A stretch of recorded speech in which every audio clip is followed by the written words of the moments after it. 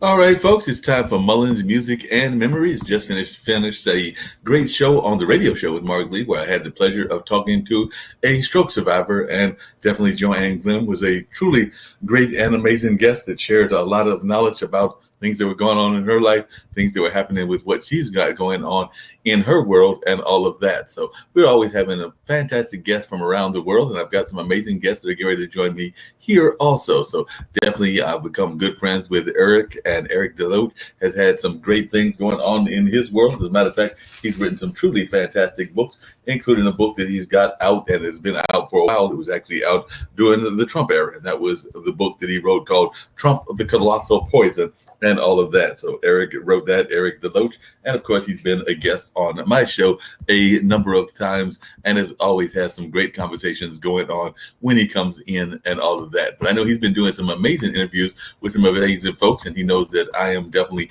in that same space. I've been doing journalism for a number of years. Folks had a radio station when I was a preteen, and now I'm in my late 50s and still involved in this space of media and all of that. So I see some people that are coming in and they're going to share what they've got going on in their world. And that was some of the folks that definitely were recommended by Eric and recommended by having a great story and all of that. So I think I've got two of them on right now, and some more may be joining as well. They've been having some things going on with bandwidth and other things. That always happens when you have people watching from other parts of the world and all of that. But I'm going to bring in Sergey Gagalev, as well as Sylvia that'll be coming in as well.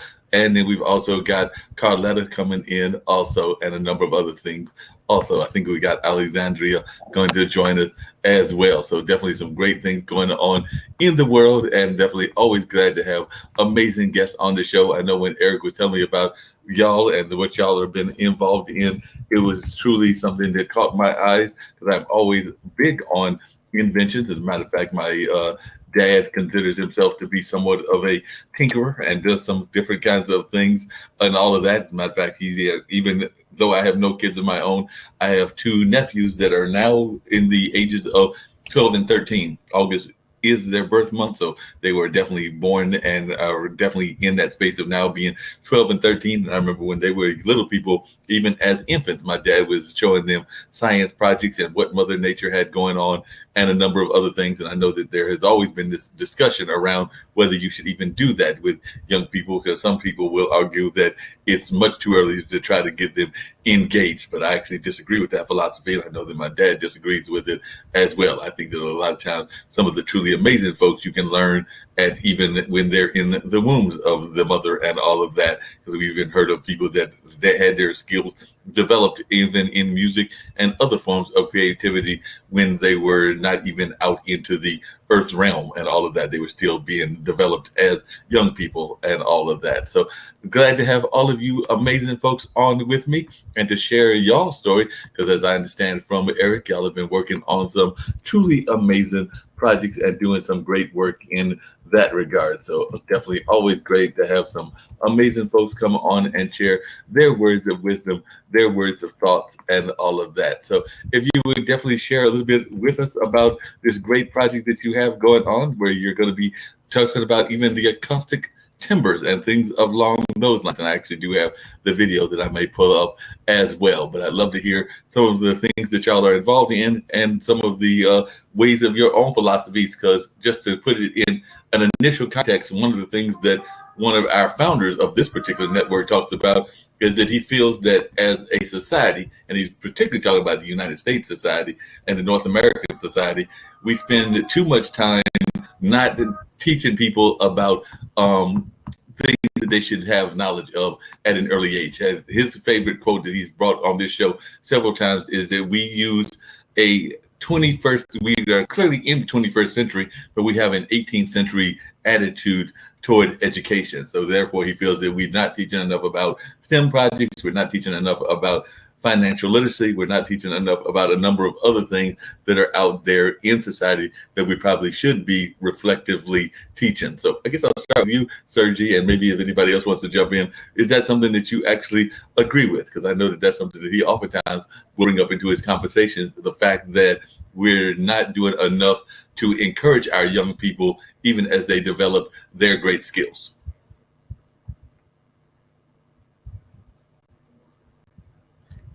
Uh, Hello.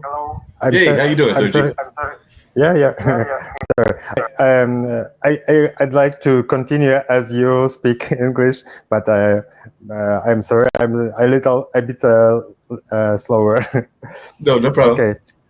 Yeah. It's about Hype idea. It was not so. It was named not Hype before uh, uh, February of this year. Before it was acoustic hybrid piano. It's Mm, about a piano with two acoustic timbres, different acoustic timbres, and this idea was born some 2 years ago. I tuned piano at home, as was ordered me one uh, music school, as a theater school, tune piano as old piano, and it was a curious experience for me, because I was confused with this order, it was like how it could be tune piano, and the result we have tuned out piano. So as I had an experience with tune pipes, organs, and harmoniums, I know about parallel tuning that has some registers of the that music instruments, and I tuned it in 4 hertz difference of the level of tuning in every note in the piano, and it got out a very interesting timbre that I recorded to my phone, and I was very happy about these recordings. I showed it to the friends, and it sounds really interesting.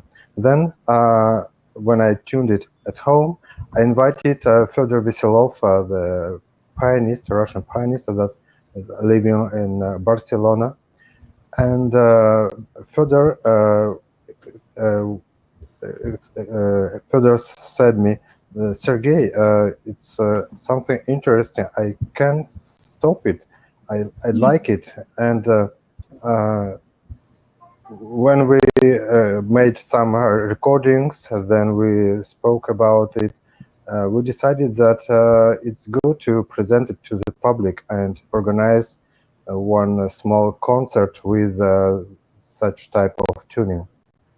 well, Then we it's very fascinating. I've got friends in the musical field, and they're always looking for new and innovative ways to get their music out there. And definitely, even as you were talking about how you got this project going and everything, how did you ladies get involved? And can you share a little bit about y'all's role in the project as well? And then, like I said, I am going to bring up the one of the samples that Sergi sent. But I guess I'll start with you, Miss Sylvia. How did you get involved?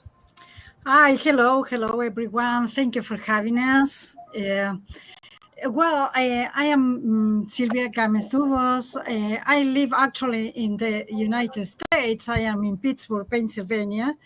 I am one of the directors and organizers of the Arstockta International Music Festival. But from the festival, through the festival, we met Sergey and his wonderful project, and we are here just to support this amazing project as institution. And our role, my role here, is to represent the system in the United States, and, for example, schedule talks, events, or concerts as a part of the introduction of the archive. Gotcha. And what about yourself, Carletta? How did you get involved and everything? So, what was your role with Sergi in terms of getting involved with the project? Hey, nice to meet you, and thanks for having us. Don't hear you. I work with the association because we have a musical Um, cultural association. Something's with your computer. I'm not hearing you. Can you hear me? Yeah, sometimes yeah. Me? No, still don't hear you. Mm-mm. Sometimes you have to unplug the. It does happen sometimes. Are you on headset? Because I'm not hearing you at all. While I'm waiting, Alexandria, let's see. Oh, hello. I hear I you. am sorry. My English is no very, very good. I Okay. am I am director of Ardocta, the second director of Ardocta. I am pianist. I love to Paris. My language is the French. Now I'm sorry for my bad Yeah. English, but I am very, very happy with the news of the Akuhype Hello. piano recording Yes. and Akuhype system, because I am a pianist when I play with Akuhype in the new system. It's very, very important because I have the possibility, two possibility different. One, the traditional piano, another piano with Akuhype. This is impossibility for play the music, the past, the old music, and the new music, contemporary music.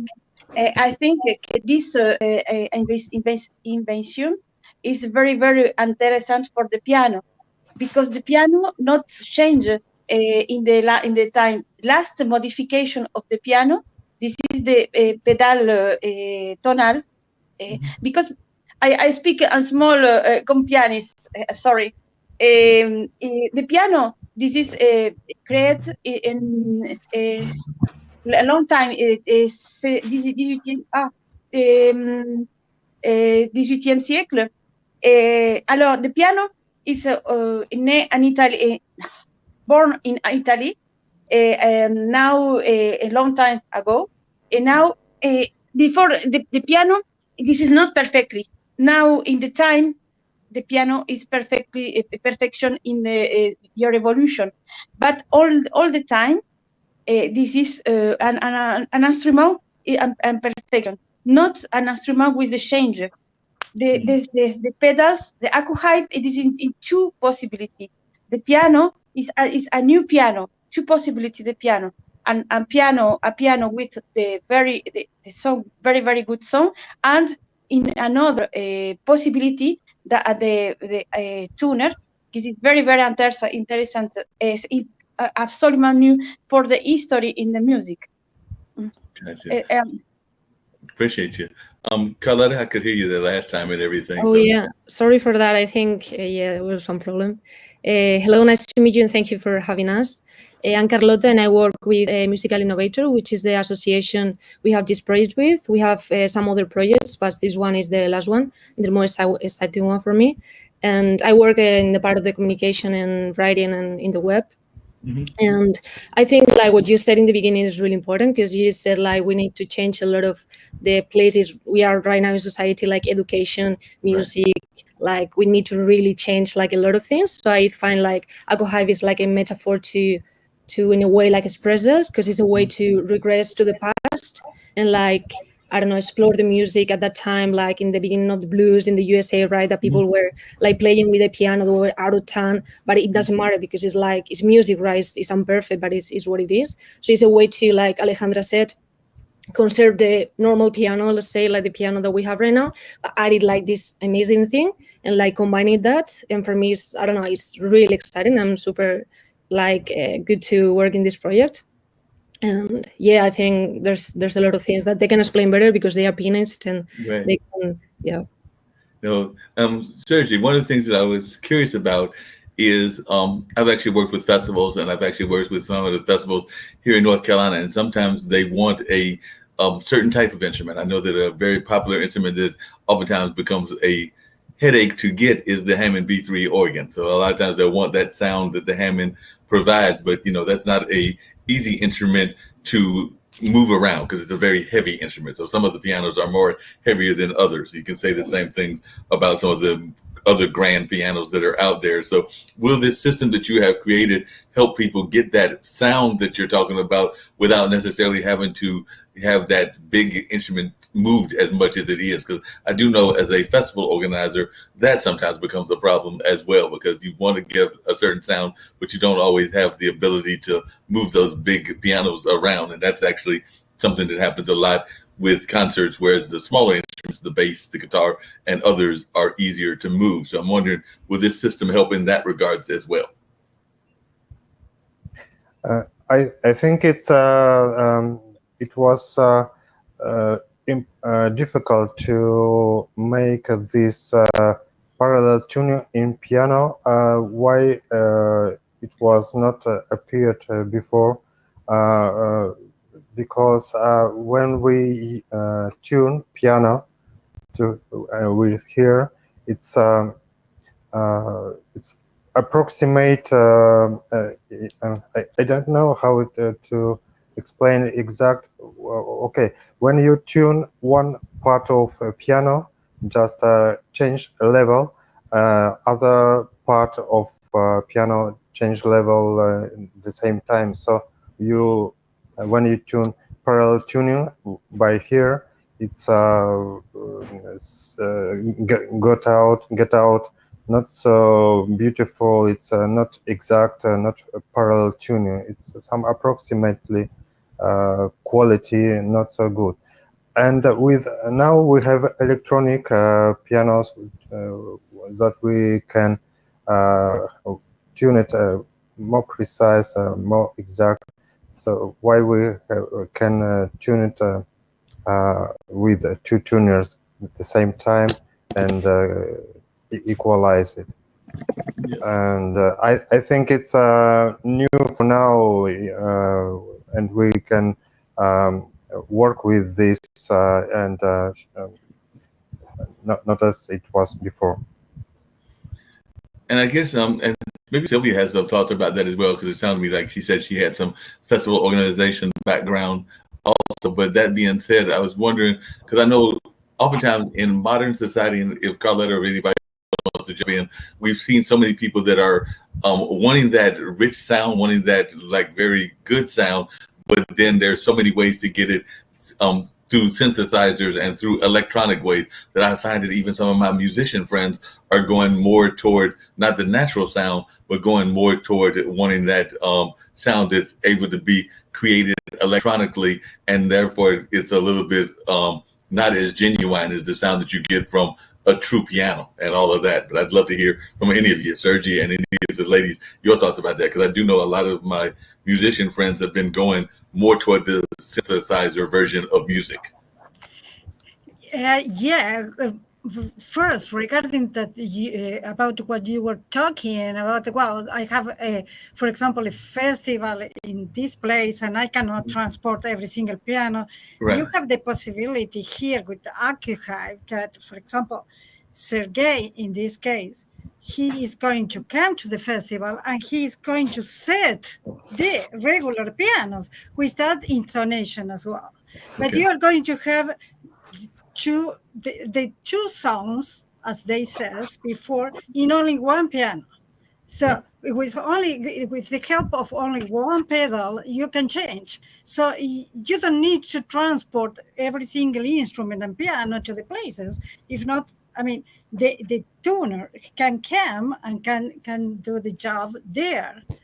You know, that this is very important. And the other thing that you were talking about as well is, yes, I mean, electronically, we can create any sound, but this is not the same.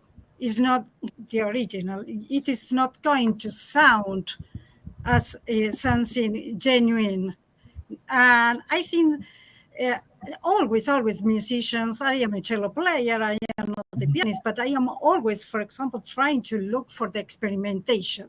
What is the new sounds? So I think AccuHive helps to this, to create, to open your mind to new experimentation of sounds. And Yeah, this that is makes a lot very of important. sense. Yeah. Carletta, from the social media side, and it sounds like that's part of what your whole job and role is. How are you able to get more of the common man to actually buy into what Sergi is doing? Because I know that a lot of times, even as citizens and as a fan of music, and actually my folks started a radio station when I was a pre-teen, so I'm in my late 50s now, so I definitely have a great appreciation for music and all of that. But at the same time, I know that oftentimes we have a tendency to go for the quick and the fast, the things that are easier to have access to, and oftentimes we don't even get the true great music. That's one of my complaints about commercial radio, is that particularly here in the States, is that they play the same songs over and over, and we don't hear enough classical, we don't hear enough jazz, we don't hear enough of the innovative people, kind of like what Sergi is doing. So I just wondered, how are some of the ways that you're going to engage people to get them involved and wanting to be part of this process? Well, we have a lot of, Ako Hive is one project, but for instance, we have a project called Crazy Piano Club, and it's open to whatever people want to come. So we organize concerts, and it's one concert with a normal piano and one concert with the Ako Hive, the Crazy Timbre. And it's like a lot of kids come, for instance, and they can play and improvise and try this sound. So I think we try to promote it, like opening to people that they can come and talk about it. With the conferences as well, we did like 3 presentation concerts about like what is Ako Hive, and a lot of people came and like it was very good received. Now we are working in the web, trying to promote it and trying to find people that is interested in it. So it's like, yeah, it's a lot of work, but people is like, they really like it. So yeah, there's a good feedback at the moment. So y'all have been getting good feedback. And have you been using some of the modern platforms? Like I know a lot of folks use Clubhouse. I know I recently got on that after the whole thing went on with letting Android users use it and all of that. But I've definitely been on that format. I know some people use Discord and a number of others. But are you finding that you're getting resonated interest from the music community with using some of those platforms, whether it's the 2 that I named, or whether it's YouTube or a number of the other sources that are out there? Yeah, we have a YouTube channel that people can go and have a look to, like the concerts we do. Actually, they are all online, so whatever person that wants to go can hear it. And we are in Instagram and YouTube, in Facebook as well. We are trying to like promote on that. Actually, I wanted to say if we can put like a little extract about the sound of Ako Hive, so your guests can listen a little bit how it is. Okay, yes, I would love to hear that. Yeah, I'm gonna try to share with you a video. Okay. And you can do that on your side, and I can definitely add it over here if you have the video on your screen. Yeah, there we go. I think I see it. So let me bring that up. Just to listen a little bit the sound. Yep. And you did hit. Yep. There we go.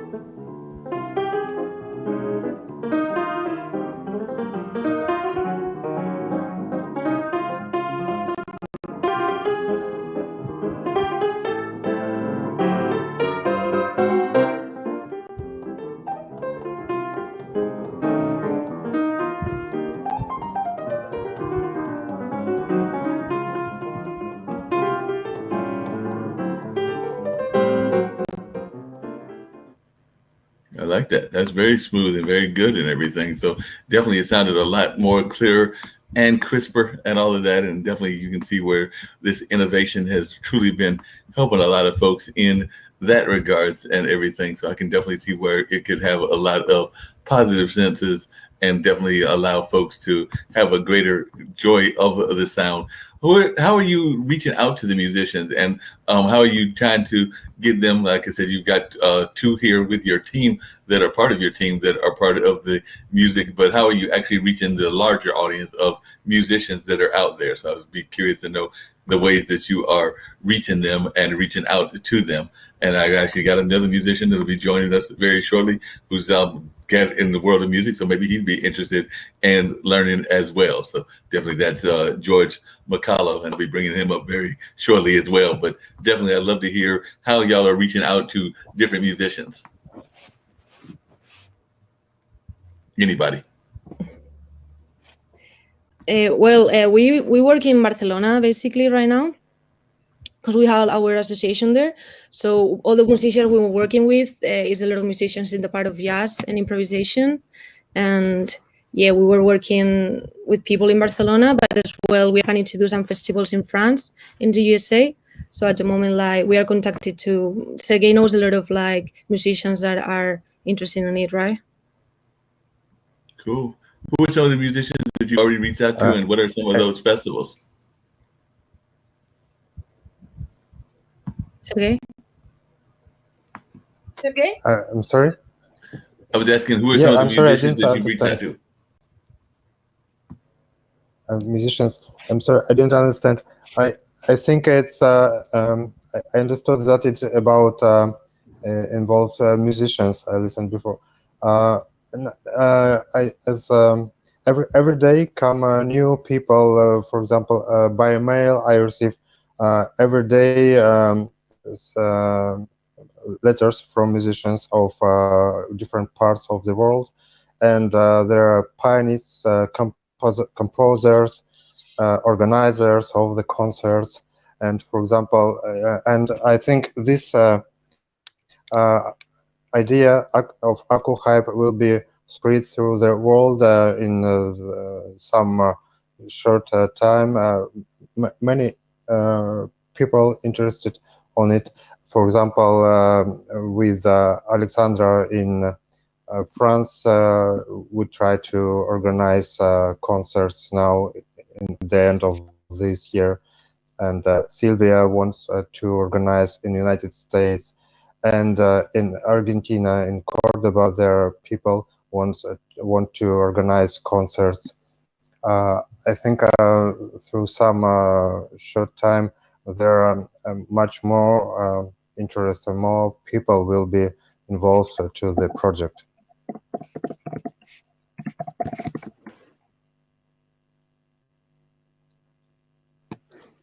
I think he's trying to introduce some person, no, in the interview. No, there are no Mark. I don't see Mark.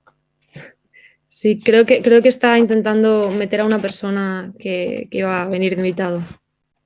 Ah. Okay, we will continue what we do. Sí, podemos esperar, pero... Y Alejandra no sé dónde está tampoco. Sí, yo creo que habría que esperar hasta que él entre nuevamente.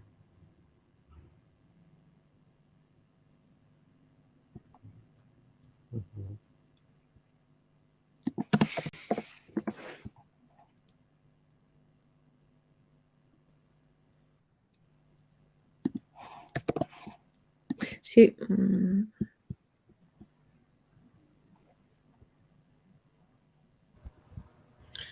You have to love technology. It always wants to not cooperate when you want it to cooperate and all of that. So that's some of the things that go on in the wonderful world of life. So you got to love technology, but we're just going to keep things rolling right along because that's just the way technology rolls and everything. So you've got to love the modern technological world and all of that. So that's just the way things go, even in the world of media.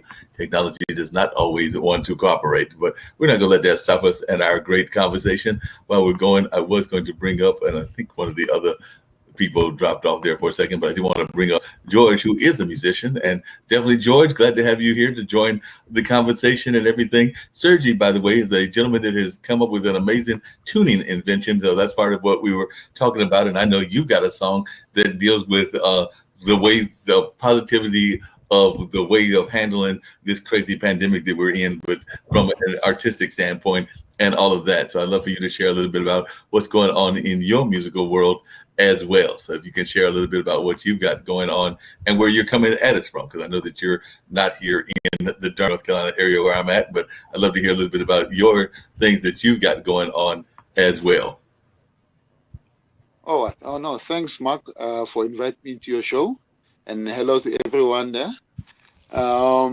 Actually, this single was inspired by the COVID-19 that we're all facing and the difficulties that we're experiencing, all of us. So that song was inspired by that.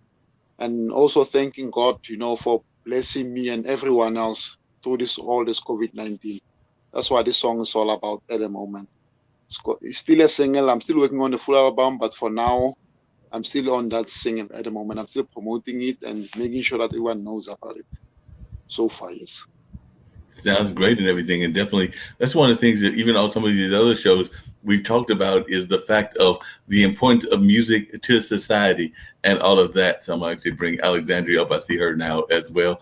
But we talked about the importance of music in this society and the music of even the way it's helping us get through what we're going through with COVID or a number of other things. Because there's a friend of mine likes to oftentimes say music is that great undivider. So not the great divider, but the great healer, the great thing that puts us all together. Because no matter what mood you're in, as long as it's the same kind of music, like I said, somebody that likes blues may not want to go to a jazz concert or vice versa. But when they're all there together, all of the things that usually divide us are gone by the wayside. Like you generally don't care what a person's sex is, what their orientation is, what their race is, as long as that music is resonating to them and everything. So the audience that's around you, all of those great divides that happen in our society go out the window, and we really don't care about them when we're enjoying that music. So music is oftentimes the great healer in society. So I'd love to hear from all of you. I guess I'll start off maybe with Georgia and also Sergi as well, the importance of music in our healing process. Yeah, no, that's correct. That's true and correct, Mark. Because what's happening is, we are really in the stressful times, and what better way to soothe our souls than writing soulful music that goes to our souls and, make sure that, lifts the weight off our shoulders and everything. Because right now, really, everyone is stressed, everyone is financially stressed, and we just don't know what to do, don't know what tomorrow holds. So at least if all of us musicians, artists, we come together as in writing good music, making sure that the world comes to ease, because right now really things are really, really, really heavy and hectic out there. So I think it's our job as musicians right now to really have a big input by making sure that we write music that's relevant right now, because we really need some soulful music, spiritual music at the moment. Yeah, I agree. Sergi, what was that like for you? Because like I said, music definitely plays a role in your life, and it's a great healing tool. But also, you put together this project. It's an international project, because I'm looking at your team. They're from all over the country.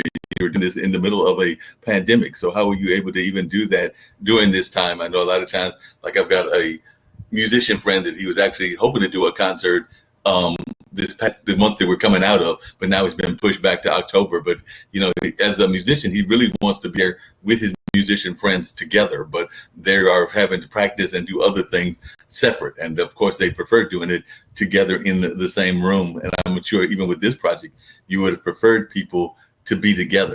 So how are you able to pull together this amazing project in these times that we are in? Yes. Oh, well, Yeah. sorry about it. So Yeah, Sergi. Yes. Yeah, I was asking you, Sergi. Yeah, thank you. Yes, I'm very happy about the team that we have now with the artist doctor. We communicate about Aku Hype. We wrote we wrote the contracts with presentators in Europe, in United States, in Argentina yet. So I hope it will give us a fruit very soon. And I'm in general, I'm a organizer from the younghood, and I organized a lot of concerts before. And now through 30 years, I found this new idea, and I took this idea to organize concerts, and it's like survive, like start again to organize concerts. I'm very happy. I'm so happy, and I found these people that go along with me: Alejandra, Sylvia, Carlota, and others. And it's this team is a very, very good. It's like they work together. They are friends, and in other parts of the world, we found many many persons who have same same things. They want to do it with Aku Hype, with us, to be with us. And in United States, I thought arrange it first in United States because of the history of your country. about African musicians that played in old pianos and improvised with this tuned out pianos. And I bought tickets before the COVID, but COVID stopped it. And now I hope we hope that soon they will open the borders for us, and we will come and arrange it.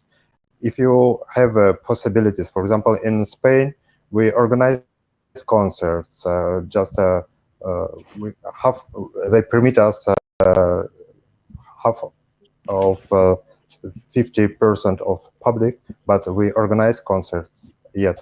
And if you have possibilities in the United States, I will buy tickets and I will come and I will help you with to start it. This is idea. It's not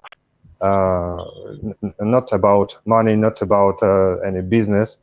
It's just to give life to new idea. It's about this. Yeah, that makes sense.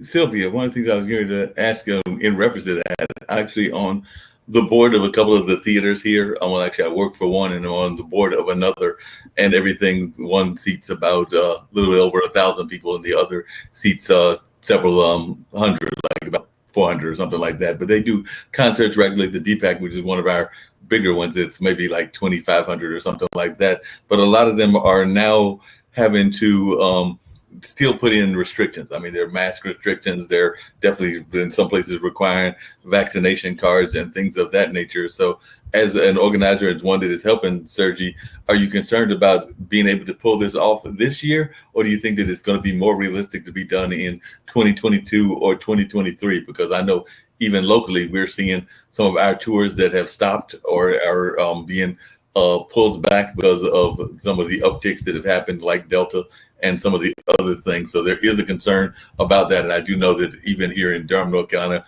some of our venues have said that they are requiring like almost 100% mass participation. And in some cases, maybe even vaccinations would be required as well. So with some of these limitations, because even though society was starting to open up, it seems like it's also starting to close down a little bit as well. So as y'all are trying to organize this, and as you being a festival organizer and a musician, do you have some concerns about that also? Yeah, well, the concern always is there, because it's like a little unstable situation. You never know what is going to happen. Right. For example, we did everything like hybrid this year, parts in person and parts online. I mean, the thing is that with music, you have this possibility as well, no? So you prepare just in case, and you follow the rules. But in case you cannot do, I mean, you can still use the online version for everything. Right. So we are just trying to see what's happened, and if the things start with restriction again, well, we can do online. I mean, because I mean, one of the things with online events is that you can meet in the same place many people, millions of people. For example, in our festival, we have many people, but they're around the world, not only countries, 4 countries around the world, So you always have to accommodate your things to the situations. Of course, we are concerned, but we are preparing everything just in case things open. But if not, well, you have the online version as well. That makes sense.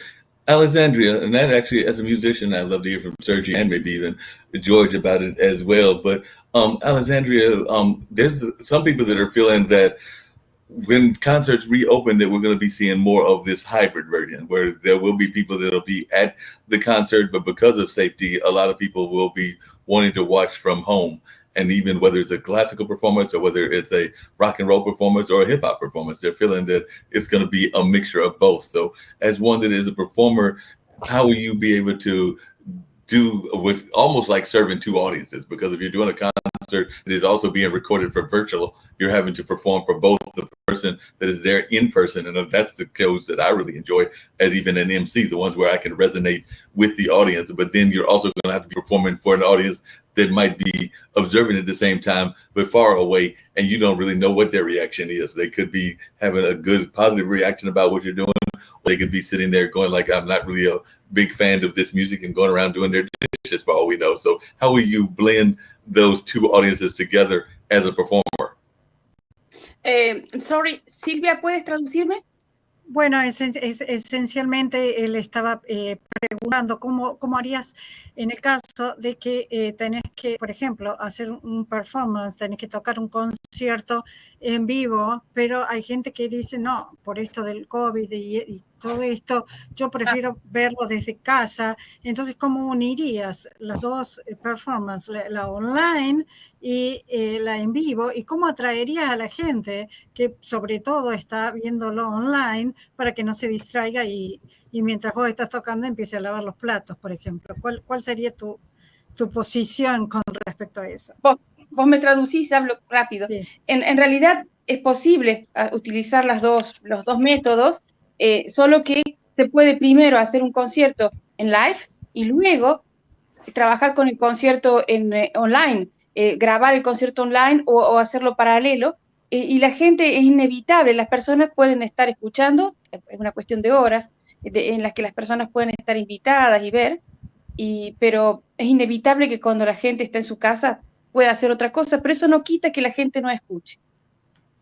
Well, the thing is that you can use two methods. For example, play a concert live, and after that to record that concert and stream that concert, or stream that concert in live or later.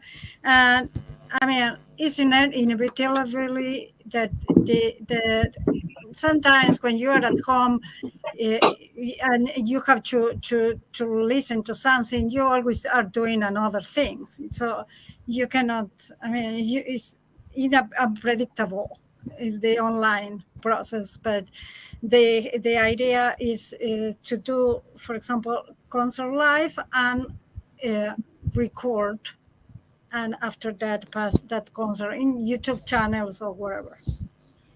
And Sergi, I would imagine that this whole process that you're doing with the tuner would also make things a little bit more affordable, because I know that that's also been one of the issues that folks have had locally and around the country, and I would actually argue internationally, is that sometimes people feel that concerts are costly, that they cost a little bit too much. Now, I personally think that music is a wonderful part of our lives, and it's worth all that we pay the musicians, and also worth the amount of the cost of the ticket. But you know, with inflation and with other things, there are people that are concerned about the price. So I'm thinking that if you're getting a stronger sound based on your invention, that it might make it a little bit more economical and definitely a more better product.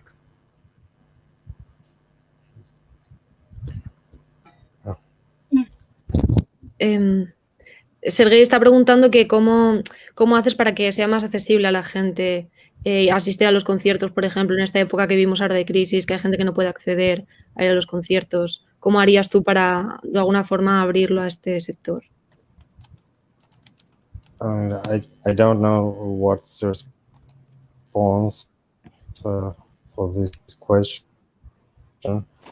No, I don't know how to respond. No problem. That was just something that popped in. No, we just organize concerts, and I think yeah. Sí. I thought it's cut it. Yes, we just organize concerts here, and it's not easy to fill the concert hall with audience, and I think it's in every world pass the same thing because of COVID with the restrictions, and we speak about streaming. We speak about to make two things in time. For example, we have a small music school with a small concert hall where we can invite some people and make same time streaming and to do two things in time. For the moment, we can do it, but to feel concert hall, I don't know how it does work for such strange time. Yeah. Algo interesante que quisiera que le traduzcan a Mark es que el concierto online tiene que ser corto, 10 minutos, 15 minutos, prepararlo con una buena posibilidad como se hacía durante la cuarentena. Conciertos cortos de 10 minutos con 2 obras conocidas y así crear una premier y de esa manera convocar la gente con anterioridad y las personas vienen. Eso nosotros lo hemos hecho con Marcela Rogeri. Esa experiencia la tuvimos, conciertos más cortos. Si pueden traducirla, Mark. Yeah, the idea is to having like a short concerts, like 10, 15 minutes with 1 or 2 pieces, well-known pieces. So you show the product with those only in 10 or 15 minutes. Could be a great idea as well. That makes a lot of sense. I wanted to bring George into the conversation because one of the things that I've been really fascinated by, and I'm sure that all of y'all would probably agree with this as well, is that because of the COVID and most of us been in isolation at home, we're seeing a lot more collaborations. I'm seeing that even on the Clubhouse app and Discord and Facebook. So we're seeing a lot of people that would not normally have been working together. Like I'm sure that George is in a part of the world as well. So definitely he's probably working with people in like the United States and maybe even Australia, and y'all have definitely been working with people around the world as well. So I'm thinking that because of what's going on with the pandemic, we're seeing more collaborations. I'm actually of the opinion that we're in the middle of a new renaissance, and I'm a student of history. So I know that a lot of times when people think of the Renaissance, they think of the Harlem Renaissance here in the U.S. They think of course, the great French Renaissance and the great Italian Renaissances. But it seems to me that we're in the middle of a new one. And part of that is that like-minded creative people are able to get together. So I'd love to hear your thoughts around that. So I'll start with you, George, but definitely want to hear from Sergi as well, and definitely hear from Sylvia also. But George, tell a little bit about your background and how it's been helped by being at home and what's going on in your life and some of the collaborations that you're doing. All right. Well, me on my side, Mark. I've met an artist. We've been friends for a while now. He's from the US. Because me, I'm from South Africa. So we've been friends for over 2 years now. So it's fun that you're mentioning it because I'll say 5 days back, he actually insisted that we collaborate and create a song together. So hopefully by next month we'll arrange something, and then I'll keep you updated about that. But hopefully we'll create something great, something inspiring, something that shows unity. Even though I might be from South Africa, he's from the US, so we'll try to find a balance. Maybe transport the music back and forth up until we get something that makes us both happy and satisfied about the whole project. So yeah, right now I think collaboration makes perfect sense because lately everyone is indoors, everyone is losing jobs sometimes, things are not predictable like before, So collaboration is more important more than ever now because we artists we need each other more than ever. Even streaming, it's no longer that profitable and stuff. Music is no longer that profitable and stuff. So unity, it matters more right now more than ever, really. That's my take on it. And you are right when you say you must collaborate and everything. You need that at the moment. Yeah, that makes a lot of sense. Sergi, that actually brings to the point I was going to try to bring to you. It seems to me that this would be a stronger time to create the product that you have gotten and to get the word out and to get it to the world because everybody is home. So whether it's a piano player in, say, Tampa Bay, Florida, or a piano player in Paris, France, they would both need the services, but you would be able to sell the product to them a lot quicker than you would if you were having to fly to, say, Tampa or Paris or London and do like private negotiations, where now you can have them all on one big Zoom call and do even like a virtual presentation. I was actually part of a conference. It was actually an African American business conference recently, and there was a young lady that I think in November is going to be opening a virtual mall. So she'll literally be able to show the mall as you would in a store, but it was very it wasn't as plastic as some of our current malls are and everything. So it's very warm kind of mall, almost like a living room in a house, because they were creating it virtually and using some of that AI and augmented reality kind of stuff. And they had music embedded in there and things. So I would think that that would be another person that you could reach out to, this lady that's doing the virtual 360 mall out of Indiana. And I think the first one is supposed to be here in the US, but I understand she might even have some people in Scotland that are going to create something similar. So it seems to me that projects like that would be projects that would fit into what you have created and what you want to create on a global sense. So this could have been one of those times of the invention and the timing of the world being a perfect match.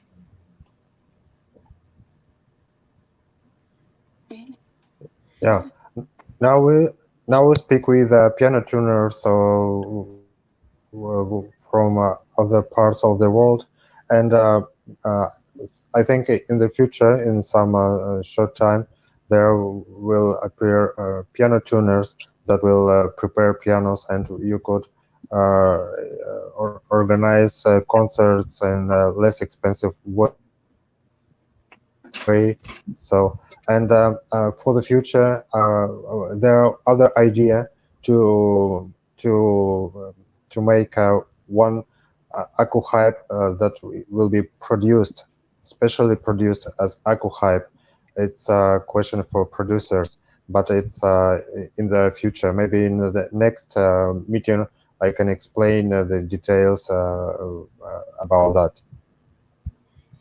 Do you ever worry, and Carlotta may have some thoughts about this as well, but do you ever worry about being in a field that has been around forever, but because of new technology and new things that are being developed, it becoming obsolete? Because like right now, I know that even the piano that we have at the African American Cultural Arts Center that I'm part of, we have a piano tuner that comes in because a lot of times the piano hasn't been used for, like, say, several months. So I have to come in to make sure that it's tuned for the artist that is coming to perform. And they do that probably at least, I would argue, during regular times, maybe 3 or 4 times. I have to check with my fellow staff members to see if I'm giving correct figures, but I would say maybe 3 to 4, 5 to 6 times of a year where they do that. They come in there and they tune the piano because they want to make sure that they're providing the best sound for the artist. But with these new techniques that are out there and with new technology, do you have a fear that at some point the piano tuner job may become obsolete, even though it's been out there for decades and even centuries? But is there any concern of yours that at some point there is no need for a piano tuner?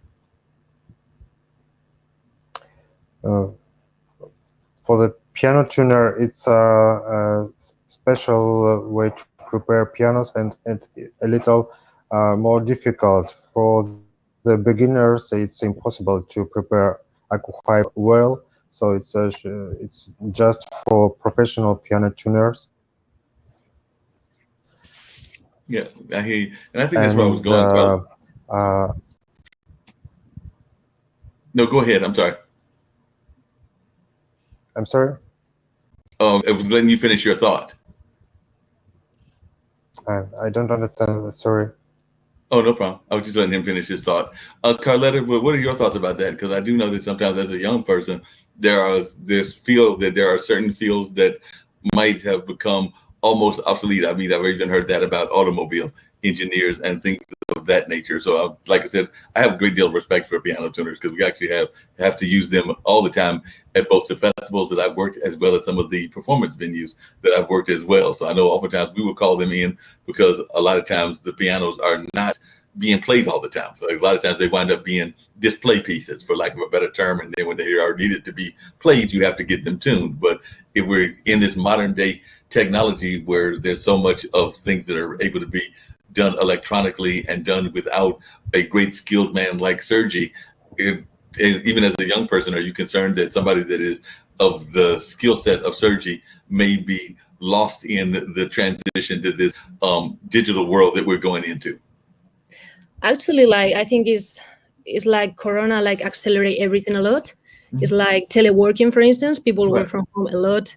Like it accelerates the development of technology in music, of like how we connect more. So I think in a way that make us realize more that we need the connection. We need like the concert, the live concert. And this is what I really like about Akohai, because it's not about an electric piano. It's about an acoustic piano that you have to listen in a concert, because it's amazing. Like it evolves the room, and it's like experience that you cannot really put it, like you can do virtual reality and all these things, and I think it's super nice, and there's a lot of things to do there. But like the concert per se, like I think people right now, like they really realize that they need it, and we need to contact people, we need to see people, we need to talk to each other, and the social part of the music is huge. So I think actually Corona makes us realize more about this. So I think it's a good way in that sense, that we are improving in technology, but we realize that we need the social part for sure. I agree. Alexandria, Yeah, go ahead, George. No,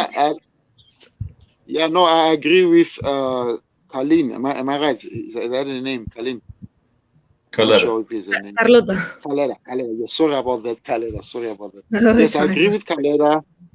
Technology is evolved, and COVID-19, since it came through, I'll say that we use technology more than ever now, because we're always indoors. Even artists can't perform like we used to before. So what's happening right now is we are doing everything indoors. We are producing music indoors, and not many things are happening out there. And thanks to COVID-19, it's really, really, really making our life hard as musicians. So yeah, even the piano, like I see, what's his name, Sergi. Sergi is a piano tuner, right? So what's happening? It's not that easy for him to get jobs, for example, because everyone is doing what you call in the box, which means everything's being done digitally. Even the piano now, they are selling, what do you call it? Piano, what do you call it? I forgot it. It's something that it's like an app. Yes, what do you call plugins? Yes, piano plugins. You are using more piano plugins, like, for example, you can get a virtual concert, virtual plugins like your violins, your pianos, your orchestra, and everything. Now everyone is doing, even the greatest, producers and everyone, like we have like 20 to 30 years experience. Most of them, what they are doing right now is they are doing things in the box. So this thing of practical instruments, like hands-on instruments, I think it's fading slowly but surely. So we are now using more virtual instruments, and they are improving them all the time. So, and COVID-19 is also not helping at all, because now for example, Sergi can't get concerts, can't get bookings for him to tune pianos, because everyone will be doing, unless maybe the piano is connected to the camera, then that way you can create a virtual concert.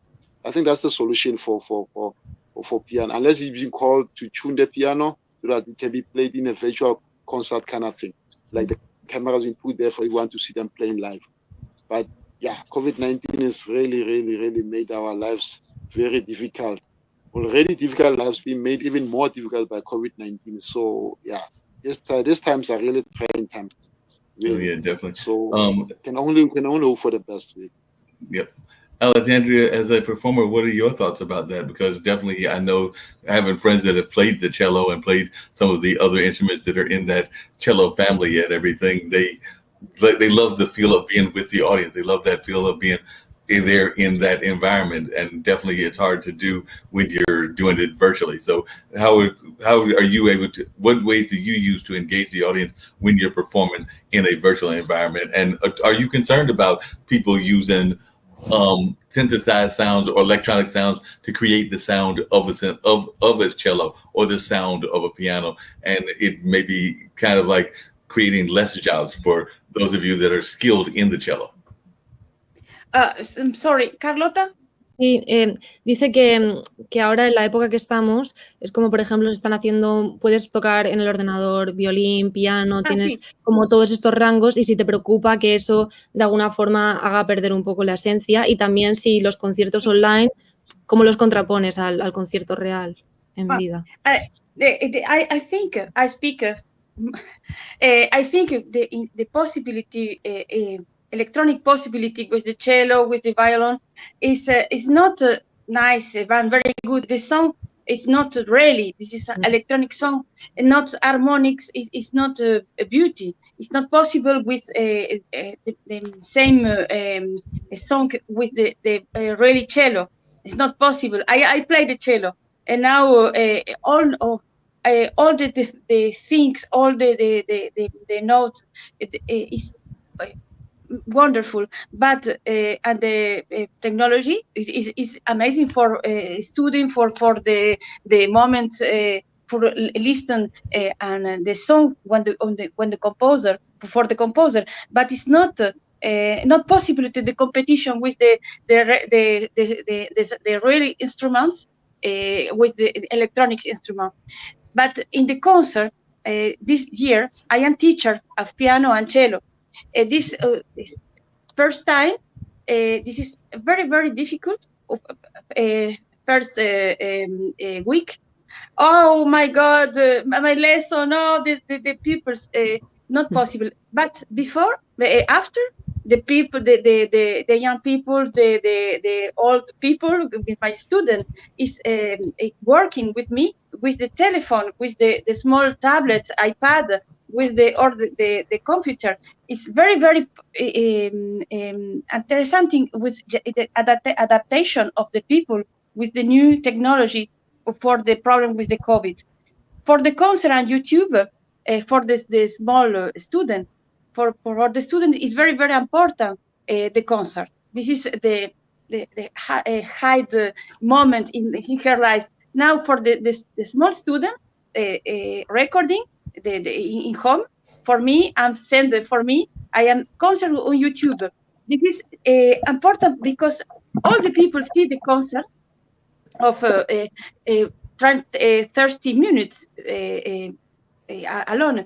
And now the parents, the mom, paps, all see the small weak peoples. Now on this is possible, but I think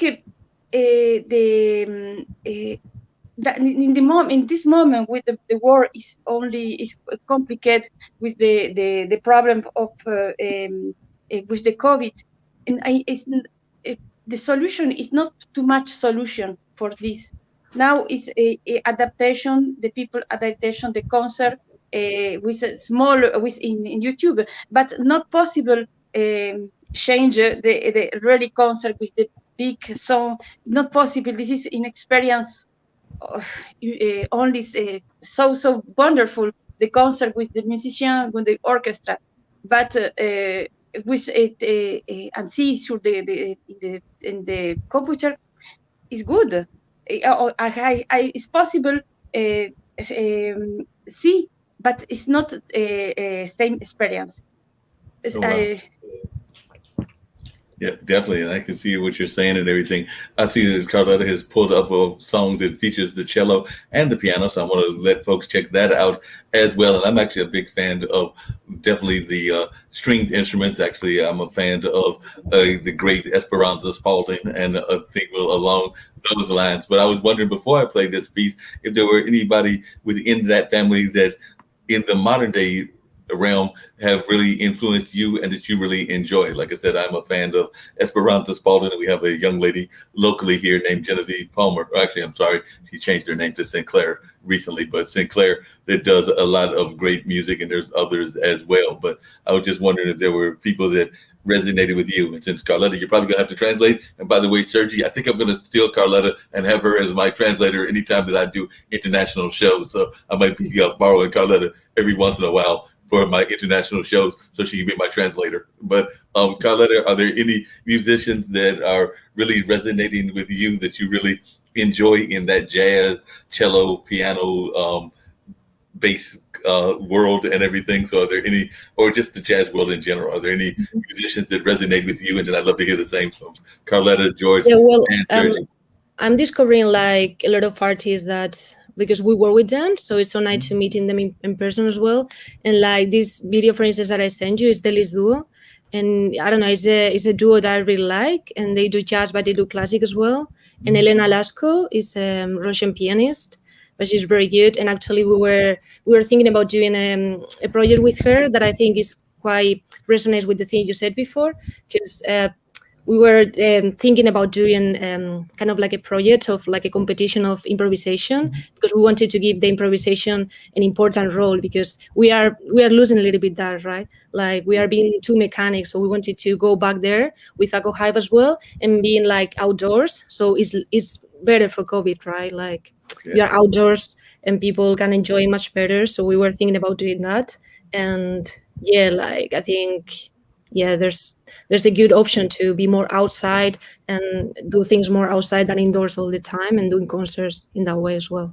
Oh yeah, definitely. I definitely love outside concerts. Some of my best festivals here in North Carolina have been the outside ones. Matter of fact, we just did this past week the Festival of the Eno, which kind of is a combination nature festival, but also a lot of traditional music, whether that's folk, blues, jazz, or whatever else, even like some traditional Irish and those kind of sounds. And last year we did it strictly virtually. This year we did 2 days live and 1 day virtual. So it was a 3-day festival, and it was split in half. So we're seeing that some of the events are coming back fully virtual. Some are coming back as hybrid, as y'all were saying earlier. And it depends on how things are going in the whole world of the pandemic and the fight against this deadly virus and everything, or the several variations that it has. But Alexandria, who were some of the musicians that influenced you in your own musical playing? Maybe there were some of the great classical musicians, but who were some of your own influences, even as a teacher? Carlota. Sí, ¿qué tipo de músicos de jazz, por ejemplo, o que en este momento te estén influenciando a ti, que tú veas que tienen potencial?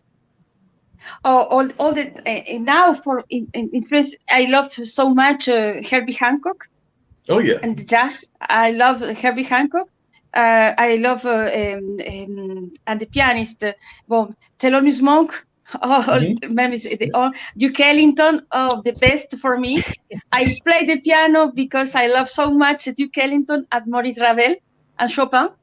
But all the time in my family, listen the music, the jazz music and bossa nova, because my mother is Brazilian. The classic music.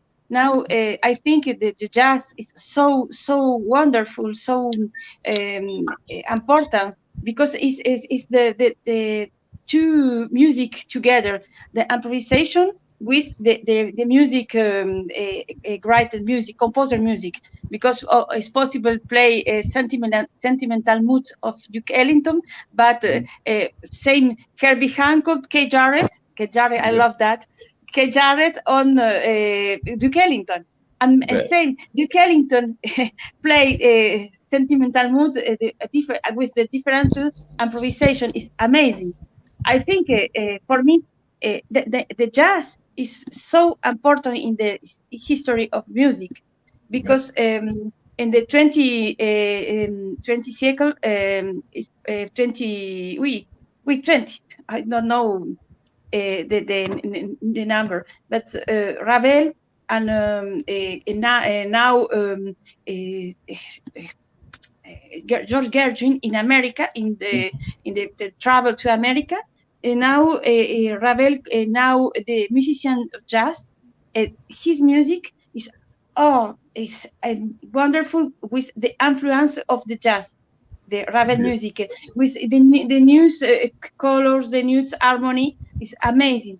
Now George Gershwin play the same Ravel, this moment of Ravel. This is and the influence under the two musicians, Ravel and Gershwin, and the old pianists of jazz. The jazz is a wonderful music. For my student now, I work with Kay Jarrett, the piece of Kay Jarrett. Oh yeah. Those are some great musicians, and some of them have North Carolina roots, because I know Thelonious Monk is from North Carolina, and they actually have some monk ties to this area, and definitely there's a lot of John Coltrane influences around North Carolina. There's actually 2 John Coltrane festivals, so I might have to get Sergi to come and bring some of his stuff to that, because Coltrane was definitely an amazing piano player and all of that. So Coltrane is definitely another great musician that has some ties to my home state of North Carolina. But definitely, it's always interesting when I hear people from other parts of the globe talk about their love of jazz, because too often here in the United States, it's still loved, but not loved as much as it should be. Like, I don't hear it enough on the radios and on our local radios. And there's even a discussion between what people consider the more traditional jazz, or what some people would call straight ahead jazz. And that would be like Herbie Hancock and Miles Davis and some of the others, and what people consider more like smooth jazz or pop jazz that's been heavily influenced by pop music. So it's really interesting, and I'm sure that even your students some of them gravitate more to the more modern jazz. Yeah. Yep. What is your thoughts about that, Carletta? Because you're relatively young yourself. Because I do know here in the States, we have a lot of people that talk about that they have maybe a little bit more respect for the more modern contemporary jazz than they do for the more traditional jazz. But I was just wondering, but I do think that a lot of times our music, meaning jazz music, and even some of the earlier funk music and even some of the earlier rap, is more respected overseas than it is here. But they say that oftentimes, no matter what your music is, that it's oftentimes respected abroad quicker than it is in your home region. I think it really depends of the artist, for sure. But I think there's right now like a movement of people that is really valuing the coming back to the classics, let's say, and coming back to like the jazz in the beginning and how it sounds. Is like, I think I really feel that in young people, like they are going back to music to understand like the music we have right now, because at the end is like based on that. So that's like what I feel is that. No, that makes sense. And actually, a viewer that we have pop in every once in a while to make comments is a gentleman by the name of Ghost Hand 246, and you will enjoy this, Alejandra. He's actually from, because I think you said your mom is Brazilian. He's actually from Brazil and lives in Brazil. So he said that jazz and to a lesser extent, blues have their own variations around the world. Here in Brazil, we have bossa nova, which is its own spin on American jazz blues with its own Southern flavor. So he was actually given his definition of what bossa nova is, and I would agree with that kind of academic variation of what that definition is. Yeah. But definitely, it's a new creation. The bossa nova is a new music, but it's the jazz with a new rhythmic. New rhythmic with the other instrument influence. The music, the Brazilian music is so rhythmic, too much all the time with the rhythm, African rhythm, but is wonderful. But with the music of jazz, the colors of the jazz is amazing. I think this is in a new rama, como decimos, Carlos, wait. Now, yeah, it's amazing. This, I mean, now the jazz is possible. I think the jazz and the new music, classic music, is in only direction, because now all the change, the society, the musical change, the society change. That now the jazz and the classic music have have a new and only an only camino, an only road, an only path. Only road. Yeah, yeah. Is all the time. All the time, the music for the music, for me, the music is the life. The music is the life. Now, the jazz is amazing. Oh yeah, truly. George, I'm also a fan of Miriam Makeba, or I believe that's her name, but the South African musician and everything. But I was just wondering, but there's definitely been great musicians that came out of South Africa and great jazz musicians and others. So I just wondered if you could talk about the influence of jazz and even the influence of some of the modern music like hip hop to the music that you're seeing out of South Africa. Because I know that even some of the great rock musicians were recognizing Miriam's style and recognizing a lot of other great musicians, and was even incorporating them into their music. So I'd love to hear your thoughts about jazz and its influence on South Africa and vice versa. Yeah, no, Mark, jazz in South Africa is very huge. It's very huge in South Africa. And as you know, Mariam Makeba always went to the US and he traveled the world over. And then we also have the late Brayush Masikela, who was influenced, by the way, by one of the American trumpet legends. What's his name again? He sang Dizzy Gillespie? Actually, was an African American. Right. What a Wonderful World. He sang What a Wonderful World. Yeah, I'm trying to think of who that is, but I know the conversation that you're talking about and everything. But definitely, it's just interesting seeing these world influences and how they are influenced by each other. Then we have yes, ahead, and then most of the African jazz musicians most of the jazz musicians in America and South Africa used to share a lot of experiences amongst themselves. Really, most of the time, you have your Letambuli, and then we have your Kaifa Semenya, always going to the US and sharing his experiences there, and also the late Mariam Makeba, and then we have Brayush Masikela. Yeah, most of the jazz musicians are great in South Africa. Then you have your Jonas Gwangwa. You also play the trumpet, and yeah. You were talking about Harry Belafonte. I should have remembered that. You were talking about the actor and the musician Harry Belafonte that was influencing you, Masekela, and everything, because I know that they were good friends and everything. So definitely Harry Belafonte was a good friend of both Masekela as well as the Makaba. And even when I think of Africa, I also think of Lady Smith, Black Mambaza, and some of the other groups like that. Yeah. Yes, and Lady Smith, Black Mambaza, they are legends. Every time when they release an album, they get a Grammy. So yeah, they were just untouchable. So I love them very much. Very influences to me. Then we had because I'm a pop musician myself. So the late Brenda Fassie as well, she influenced me a lot because she was one of the biggest pop artists of her time. So yeah, both pop and jazz music in South Africa is very huge. And then right now, I think you have heard about what's this? It's not my Laika. I forgot the name of that group. It's currently right now in the US right now. They're also very good. They're singing Afro pop. So and they are is a lady and a guy. I forgot the name. Yes. Yeah, I'm trying to remember who that is, but I know that locally on the network we have a show that is one of your great kind of y'all's version of Taylor Swift, because one of the ladies that does the show here on this network is Alexandria May, and I know that a lot of people in South Africa know who she is because she's definitely been in that pop world, and she does a show on this network. She was doing it every Sunday. I think right now it's temporarily on hiatus, but we're hoping to bring it back very shortly. But she's definitely considered to be the Taylor Swift of South Africa after she won one of y'all's contests several years back and everything. That was one of those America's Got Voice type competitions. Yeah, most definitely. And also international, I also like Seal because everyone says I sing like Seal, I look like Seal, so it's kind of very controversial, but in a good way. So yeah. No, definitely. I also like international artists. No doubt.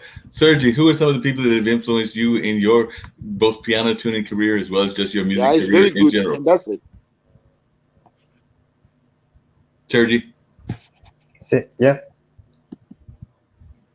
Influences. Yes. That's what I was asking. So many people, not so many people. First, my example, it was when I was a student in the music school of like a director of choir. We were 60 and just 4 months, and in my course we were 2 men, and my friend proposed me go to tune piano for one, and I tried to tune one stream, and it was the first, but it gave me the job. I started tune piano from there. Wow, that's amazing. You said it off of the classic movie? So just I tried to tune one string, only one string, and after I started looking for the possibilities to start a tune entire piano, and from there I started to be as piano tuner. Gotcha. And after experience, it was piano tuner of Philharmonic from Ekaterinburg Philharmonic, Vitaly Botalov. It was a very good experience. I received very good things to know as a piano tuner, as in the construction, entire construction of the pianos, reinstall things. Yeah, fascinating. Appreciate and that.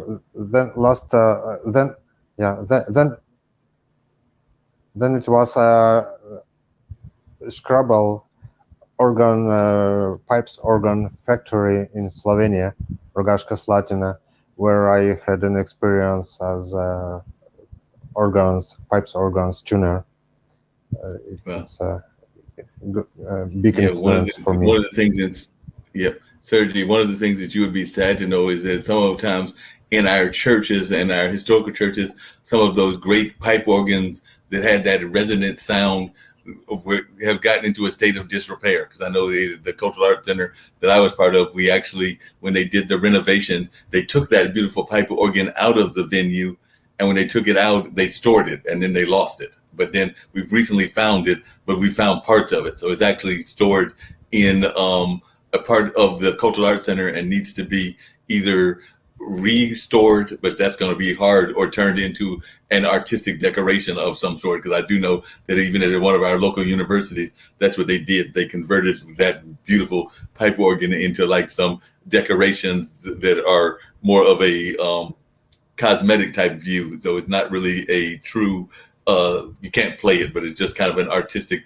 rendition that's out there. And I know that that's what they did at one of our local universities. But even at the Cultural Arts Center that I work at, I know every time I go into one of our storage rooms, I see those pipe organs, and I'm like, those really need to be used for something, either as an artistic piece or as a restored piece as well. But unfortunately, that's just one example of, or two, if I count the university examples, because too often we find that because there's nobody that is enough people taking care of those classic things, that we're losing them.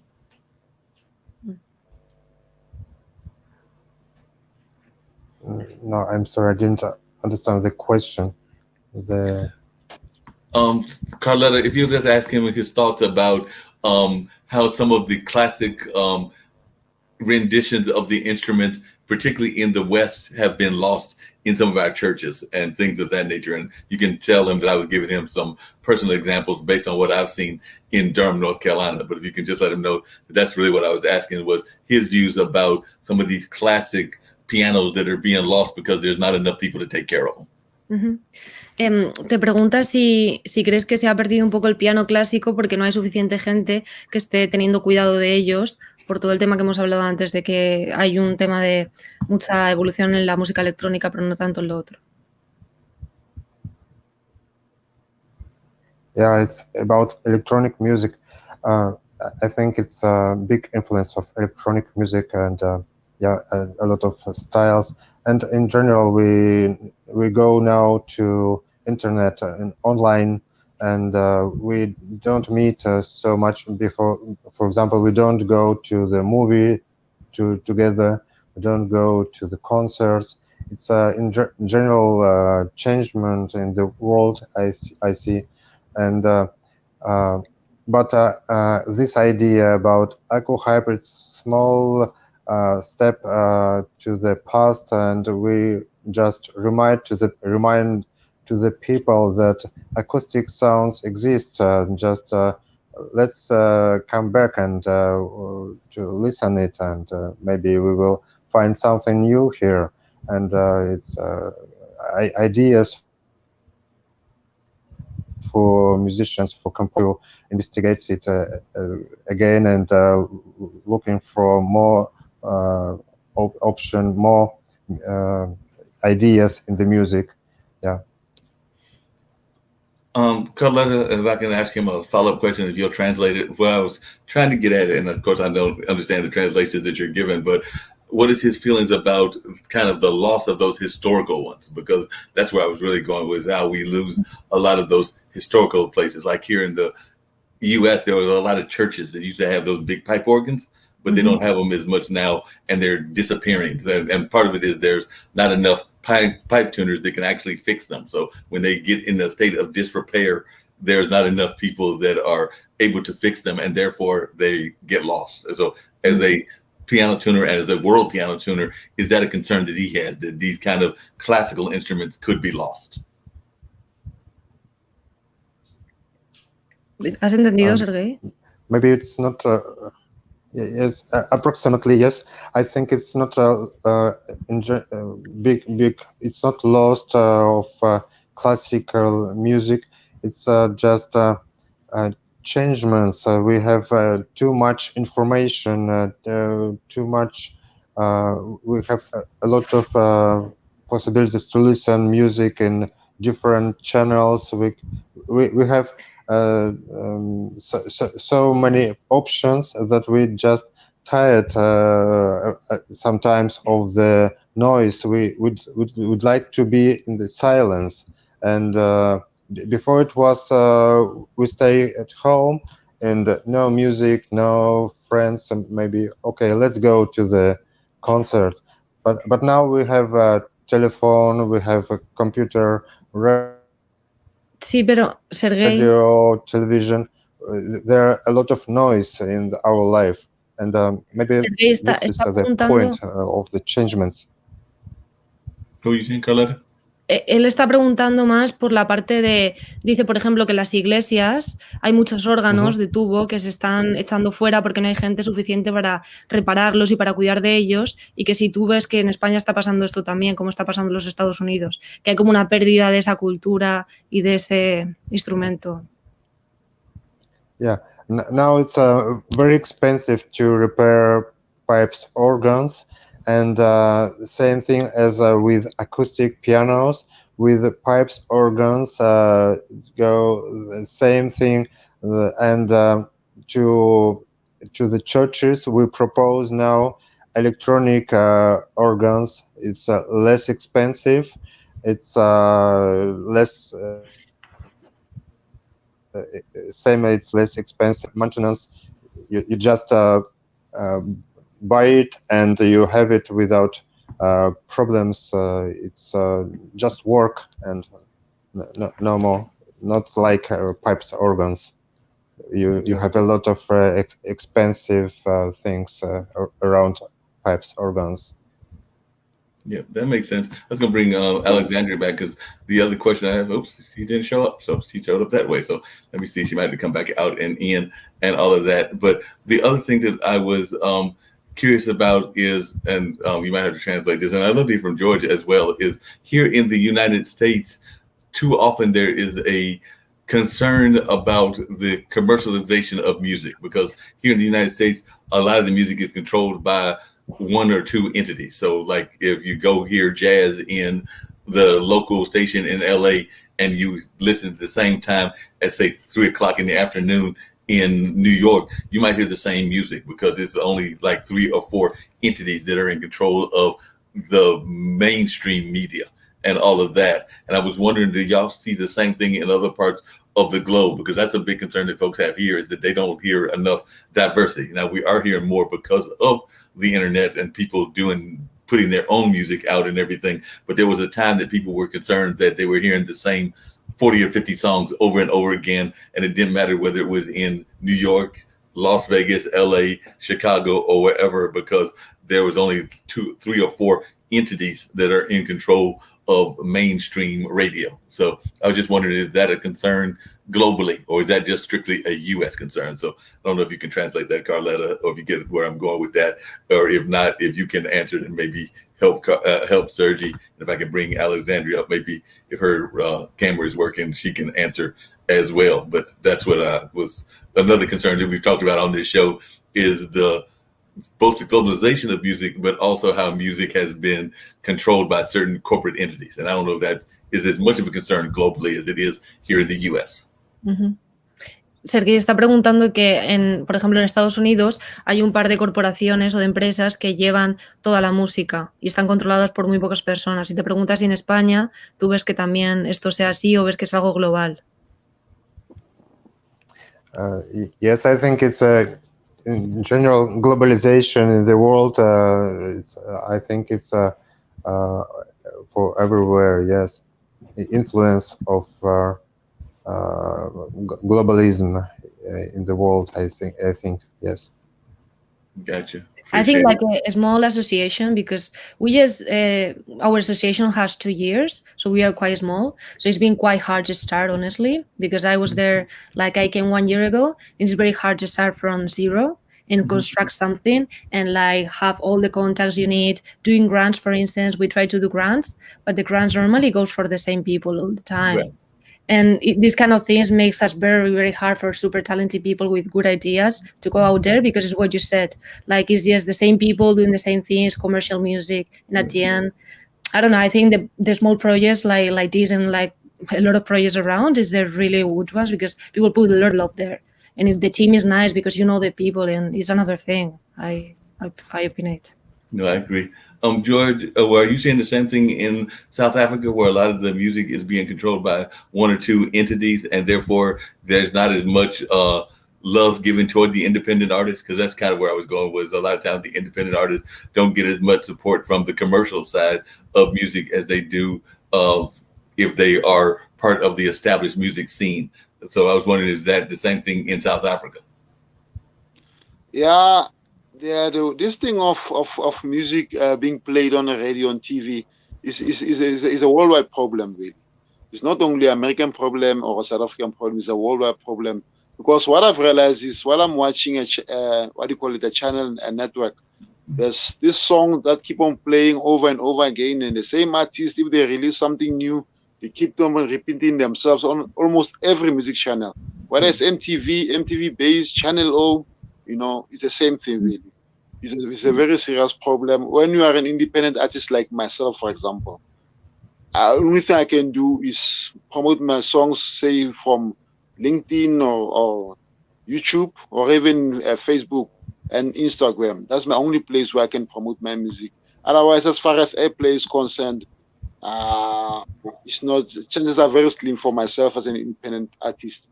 So this thing of music being played is very, very, very, very, very. What can I say? It's only for the big players, like your big labels and everything. Those are the ones with real connections that they can put the artist on this big radio stations and your MTVs and your Channel O's. As far as us as independent artists, only thing for me for people to hear my music is to take money out of my pocket and go through the internet route, like your Facebook, your YouTube, and anything that requires money for me to promote my music. But as far as my music getting discovered by radios and TV, nope, fat chance, not a fat chance. Gotcha. Unfortunately, yeah.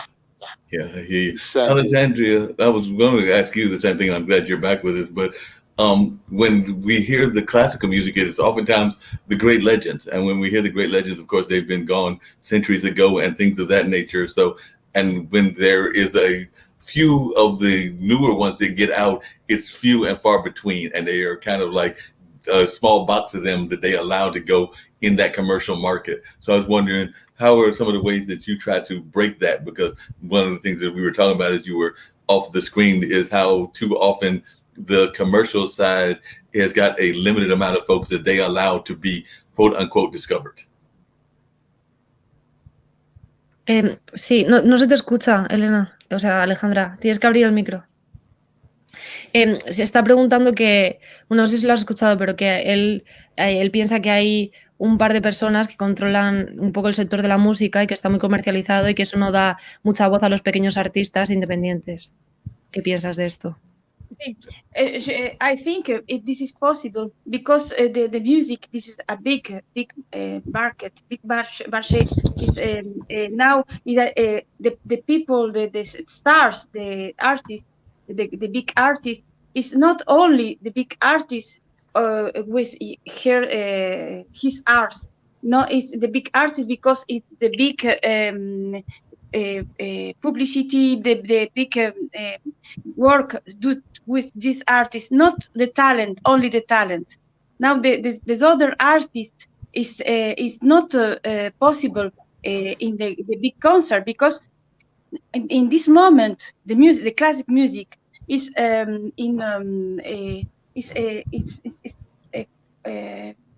quiero decirle que es como una fábrica de artistas, todos en serie. Yeah, it's like a factory of artists. All is serious, like a factory. Yeah. Yeah, that makes sense. Factory with the pianist now. We see. I am very very critical with Yuga Wang, Lang Lang, and Katia Bunia Chalebi.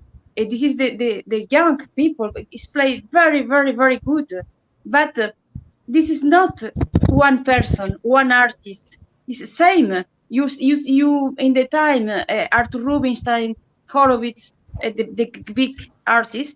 Is it possible? Listen. This is Horowitz. This is Rubinstein. Not see and listen.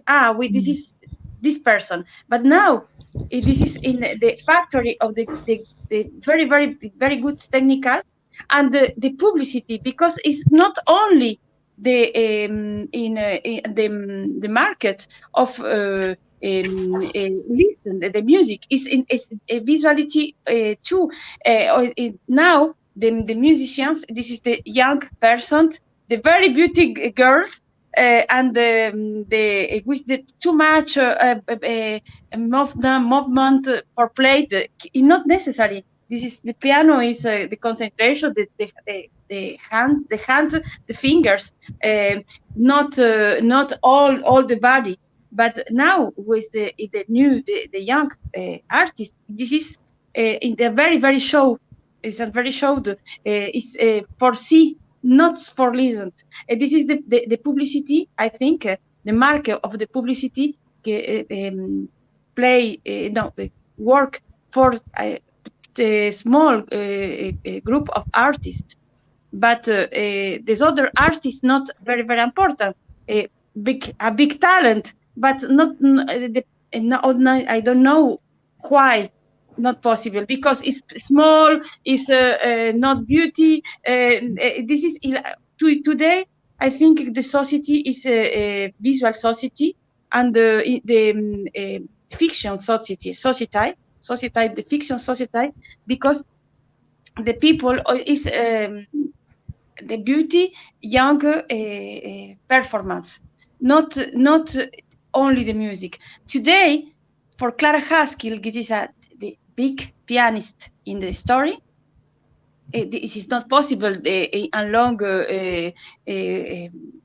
history, a long work in the music, because this is a woman, small women with the hairs, the white hairs, not beauty with the glasses, not a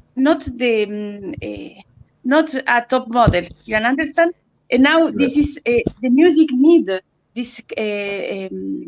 The music need this market of the person, and I don't know. You understand? ¿Está claro más o menos, Carlota? Sí, se entiende. Lo que le quiero decir es que la gente hoy necesita ver y para poder creer, para poder sentir. Las mujeres y los hombres tienen que ser bonitos y se apuesta a pocos artistas. And I think in what you're saying is, I think right now we are putting a lot of effort in the marketing and in how to show the product, how it's attractive to people, and we put all the money there, but later the content is not as good, because all the money is in the the product manager. So there's a lot of like, yeah, it catch your attention, but then later you consume 1 minute and then you don't see again. It's Right. about like quantity, but no quality. Like we have to work on quality and in good things. And I think right now it's crazy. Like they catch your attention all the time with adverts and with things, with colors, but like it's not really like a, a proper thing. Like, I don't know, to go with. No, I definitely agree with you and everything. And I want to hear some of the music that you brought up. And I'm also going to at some point bring up George's song, Here Comes the Sun, and everything. But before I do that, I did want to, because he had made this comment some time back, I want to bring up something that Ghost Hand said, my Brazilian friend. But he said, we also have some of the American grooviness of jazz and blues influence in samba here in Brazil, that sense of tempo and energy, even influencing some Italian communities, such as the Adoniranian Barbassa. So he was actually saying how some of the world communities have put together in Brazil. And I actually have a friend here in the complex that I live in, the apartment complex, that is from Brazil. And she oftentimes talks about that very universal nature of Brazil with all the different cultures blended into that country. She also sometimes doesn't say the greatest things about the political system over there, because y'all have a very interesting political government over there as well. So I know there were some comparisons made to our past leader, meaning the person that just left the U.S. presidency and all of that. But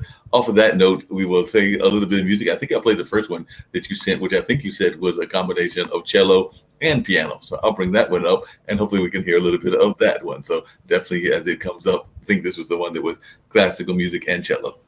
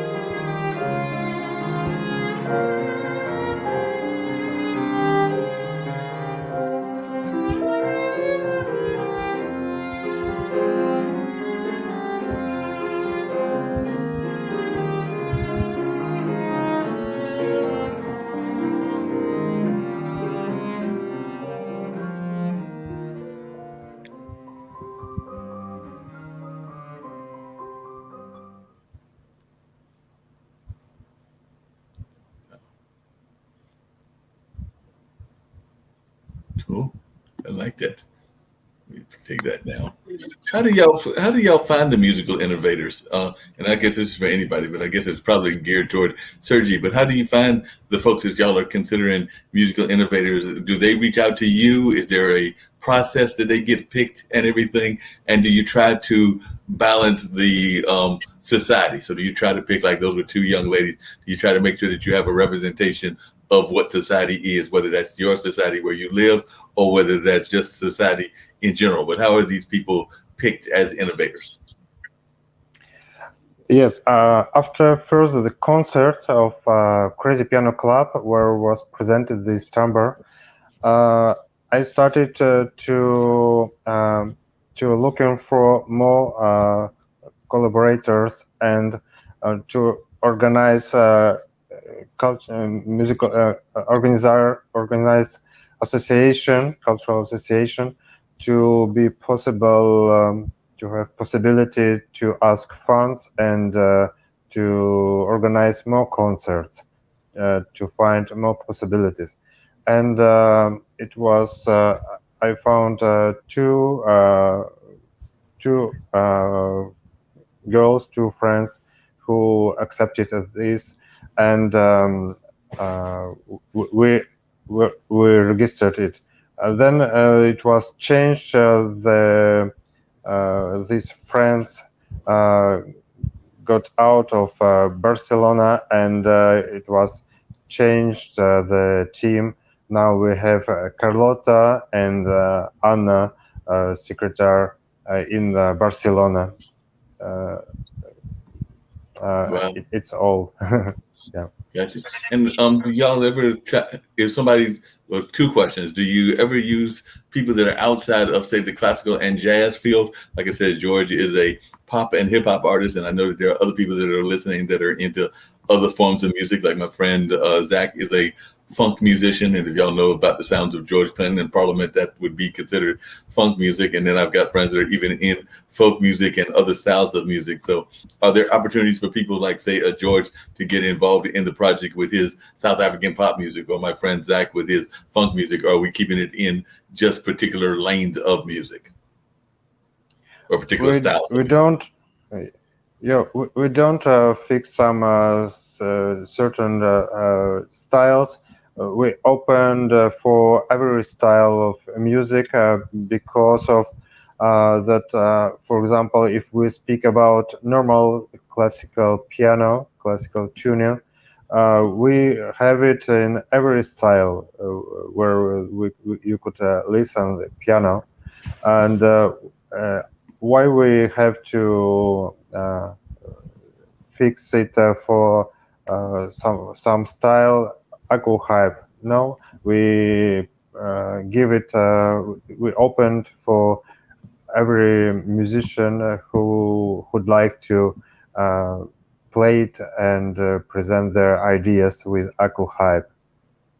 Gotcha. Still want to get to the other one as well, but I didn't want George to feel left out. So I did find his Spotify recording, and we're going to hear at least a little bit of Here Comes the Sun with George, also known as the Punkster. So hopefully this will play and everything, and hopefully it'll give me the sound that I'm looking for.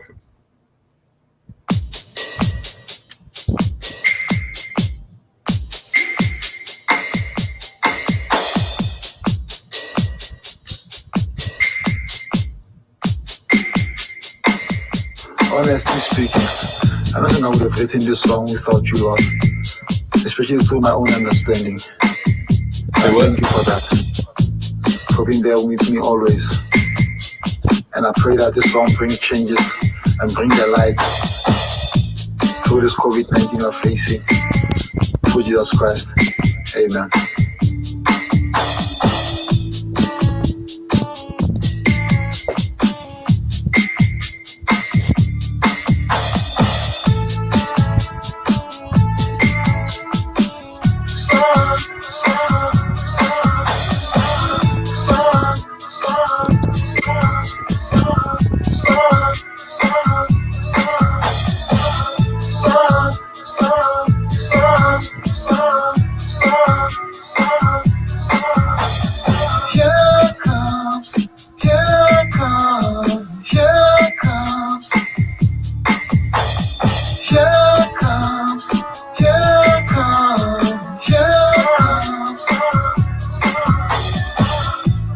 Doesn't matter where I'm going, you are there for me. It doesn't matter what I'm facing, your hand guides me through. It doesn't matter what I'm feeling, your love pulls me through. It doesn't matter how dark it gets, your light shines on me.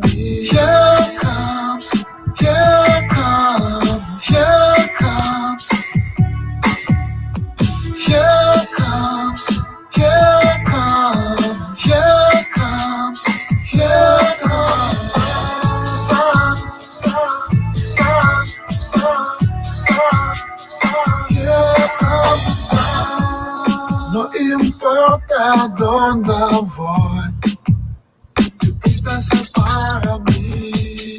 No importa lo que es que mi frente, tu manilla otra vez. No importa lo que estés sintiendo, tu amor me atrae. Aunque estés oscuro afuera, tu luz brilla sobre mí. Aquí viene, aquí viene, aquí viene.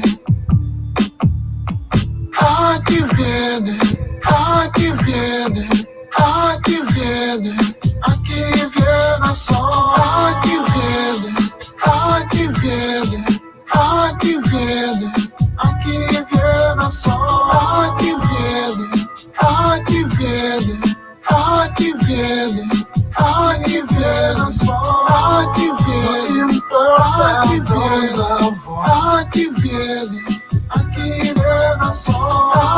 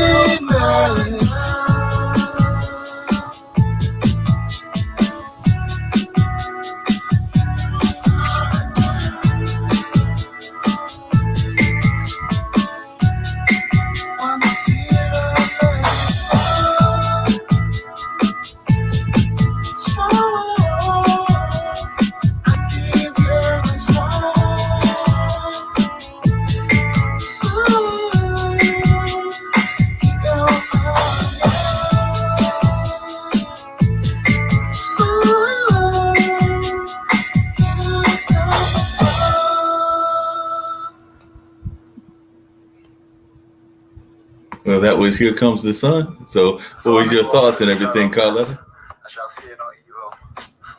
Sorry? I said, hold on a second, I had to turn it off. I said, what was your thoughts? That was his song and everything. So, what was your thoughts about it? Yeah, I like it because it's a classic song, right? And he makes completely his own thing. So I think that's quite valuable because, yeah, it's like making something that you can hear is like your style completely. And probably if I listen to another song that is your song, I know it's you. So I think that's super valuable and I like it, yeah. Yeah, cool. What about yourself, Alexandria? Did you get to hear enough of it? And what were your thoughts about it? And then I'm going to bring up the other classical number that y'all sent me and everything. But what was your thoughts about George's song? ¿Qué te ha parecido, Alejandra, la canción? I love so much. Very, very, very. Oh, wow. I speak in Spanish in the moment, I think. Yeah, you speak Spanish. I was like, Spanish. Ahí viene. Ahí viene el sol. Sí, ahí viene el sol. Amazing. It's very, very. It's so. Walk is calming, but with the rhythm, I love so much. Beautiful. Cool. Congratulations. Amazing. Thanks. What about you, Sergi? Amazing. What about you, Sergi? What did you think? And do you think you could use any of his musical skills on any of your projects? Very beautiful. I tried to imagine it with hype piano. No, very beautiful. Very nice work. Yeah, congratulations, Cool. George. Thanks, Sergi and Carletta. Yeah. And precisely like the people that innovates with music and is because normally people is more receptive, like jazz composers, for instance, and people that work in contemporary music are more receptive. So these ideas of hype, that classical music, for instance, like classical musicians. So I think like it's quite interesting to this style, for instance, that is something you could like maybe not think about. Like, I don't know, go there and explore how it sounds. Yeah. Yeah, that would be amazing to see how it plays out and all of that. That would be truly amazing. You sent me one other tape, Carletta, and I want to bring that up as well. You tried to explain what this one was. It wasn't the two ladies. I think it was one gentleman and somebody else. This is a classical pianist called Fedor Biselov. And for him, like he was telling us in the beginning, it was a bit hard to, because classical musicians sometimes are very, in their way, but it really surprised us because it's another way to explore archive as well with classical music. So it gives a lot of like ways of showing. So yeah, like we could play a bit now. Okay, cool. Let me bring it up.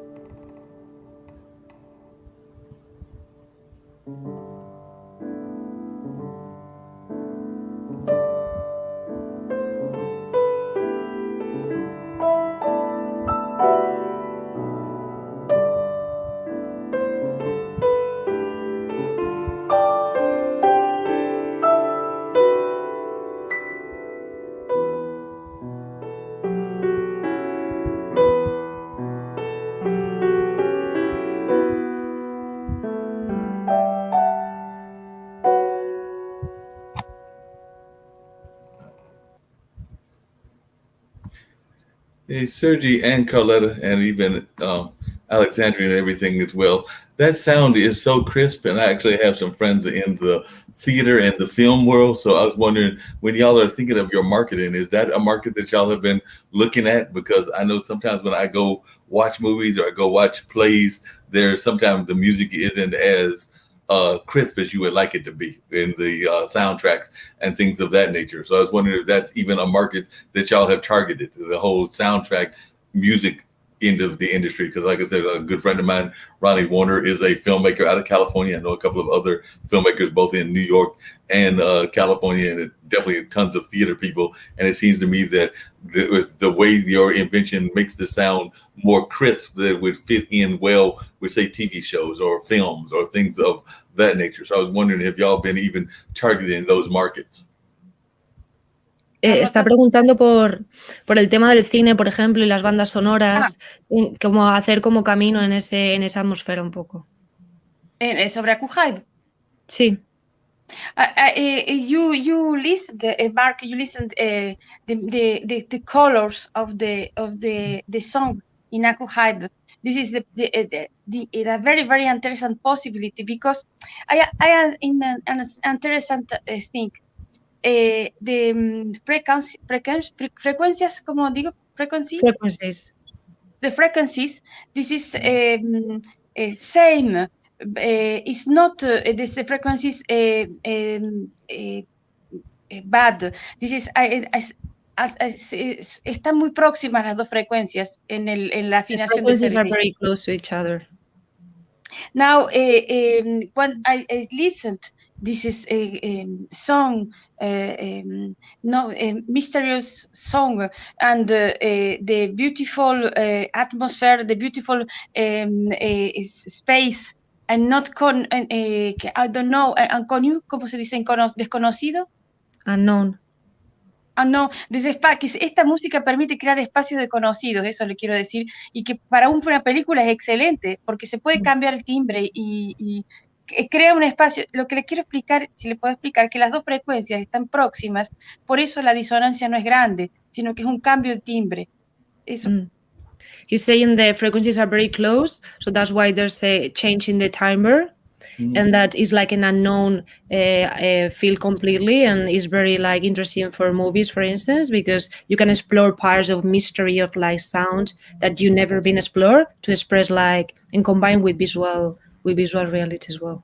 Yeah, that makes a lot of sense, because it reminds me of the kind of music that pulls you in. I mean, one of the big complaints you hear about people that go into offices here is that oftentimes it's that music that they call elevator music. So it's music that doesn't really uh, engage you. It's there in the background. So it's there in the background and it doesn't engage you. Whereas all three of your songs, and I would even put George's song in there as well, even though he's not part of y'all's company, but all of y'all's music actually draws you in. It draws you in and you feel engaged with it. So like even if you were in a busy office and you went to the elevator and you heard that, it would pull you into listening to the music. Whereas oftentimes elevator music, which is oftentimes out in our society, is Yeah. that kind of music that you don't, it's there and you're not paying attention to it and you're not even engaged with it. Whereas this pulls you into the conversation, even if you're having a hard day or if you're having a business meeting in the elevator. I think that it would pull you into listening to the music because of the richness of the sound.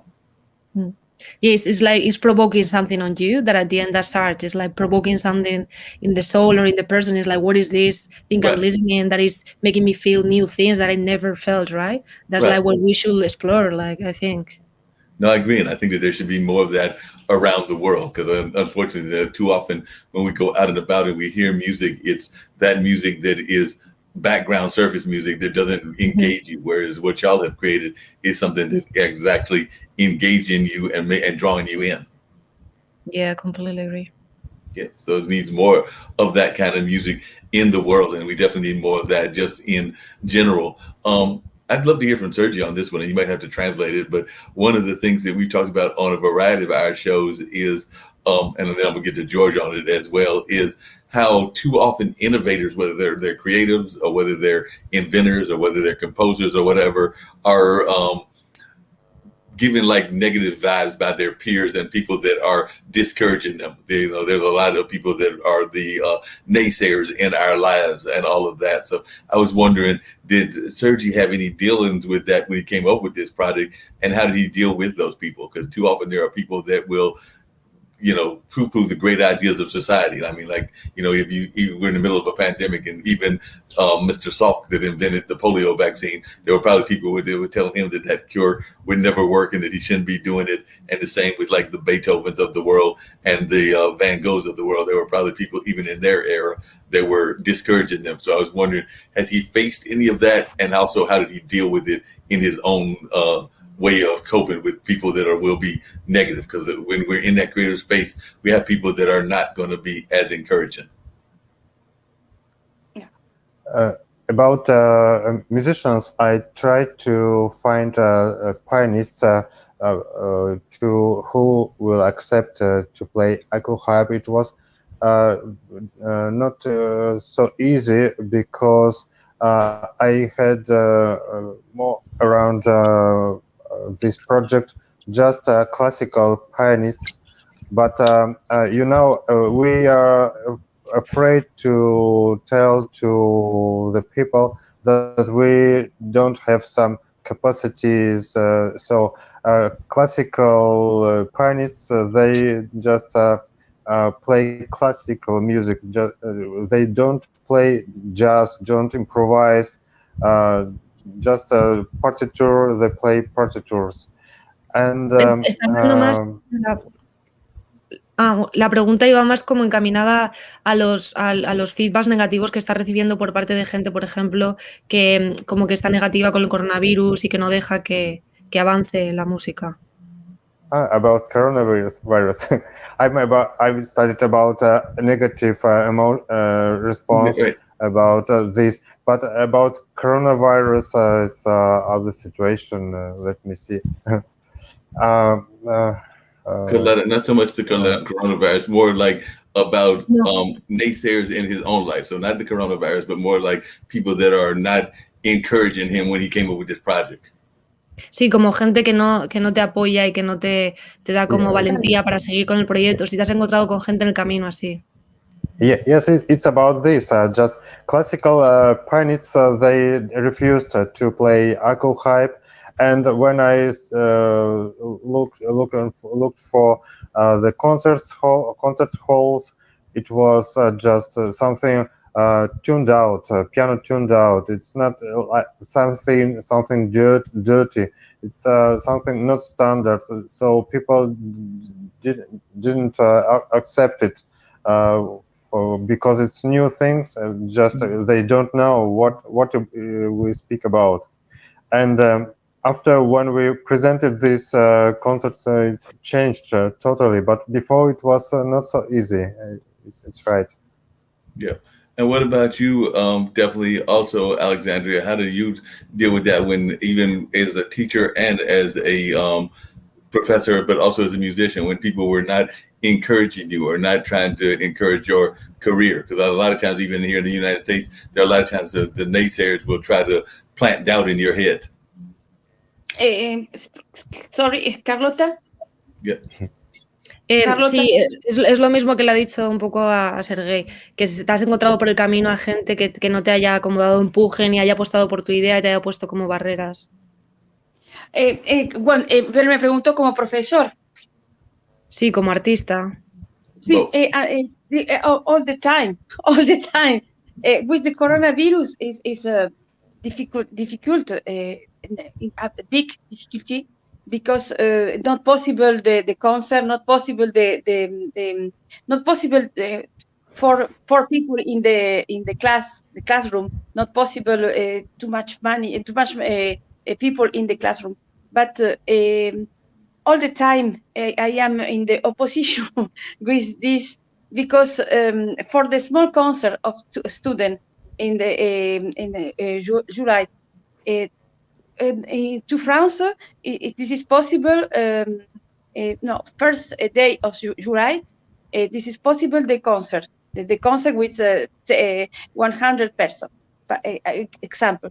But I think for my student, this day it is small theater, but all the people with the parents, with the student play. The next day of the concert, my director is, not possible, too much people in your concert. But this is the afraid, the people afraid with the problem, afraid with the problem, the coronavirus, with the politics is complicated. And for me, when the artist, this is complicated because not possible have the theater for play. When I am an idea for the concert, this is the small concert for 10 person in the theater, not possible, not money for the big things with the coronavirus. Yeah. It's a situation, particular situation than in the world. But I think now the people need change the life, because all the time I think it's not possible, not the concert, not theater, not it's in adaptation, was I think, or in the first moment of the show, I think adaptation. Now I speak with you. I am in Paris. I see you. You are in America. George, Carlota, and Sergei in Spain. George in America. This is possibility is amazing. I think this is the beautiful things of the coronavirus, because this is not possible. An interesting thing. I am a director with a festival of music, Ars Docta, with Silvia. Now, first year, last year, this is the first festival in internet. I think it's not possible. The people, the student, the teacher, not good. But when the first festival, the student, the people, the teacher of Lebanon, of Brazil, all the people work together for the music. This year, the big teacher in the star of the cello, Adam Liu, Asaf Korlestein, Marcela Rogeri in piano, Irene Amerio, Megan Dewar, singers, Ivana Esperanza singers, the very, very good stars in the music, in the festival, and this festival, internet festival, because it's impossibility the music. It's very interesting thing because not all the people have the possibility to go to America Right. for the festival. For play for Adam Liu. No, not possible. Not money is very expensive. But now in this festival and internet, it's possible for the student play for the star of cello of piano for not too much money.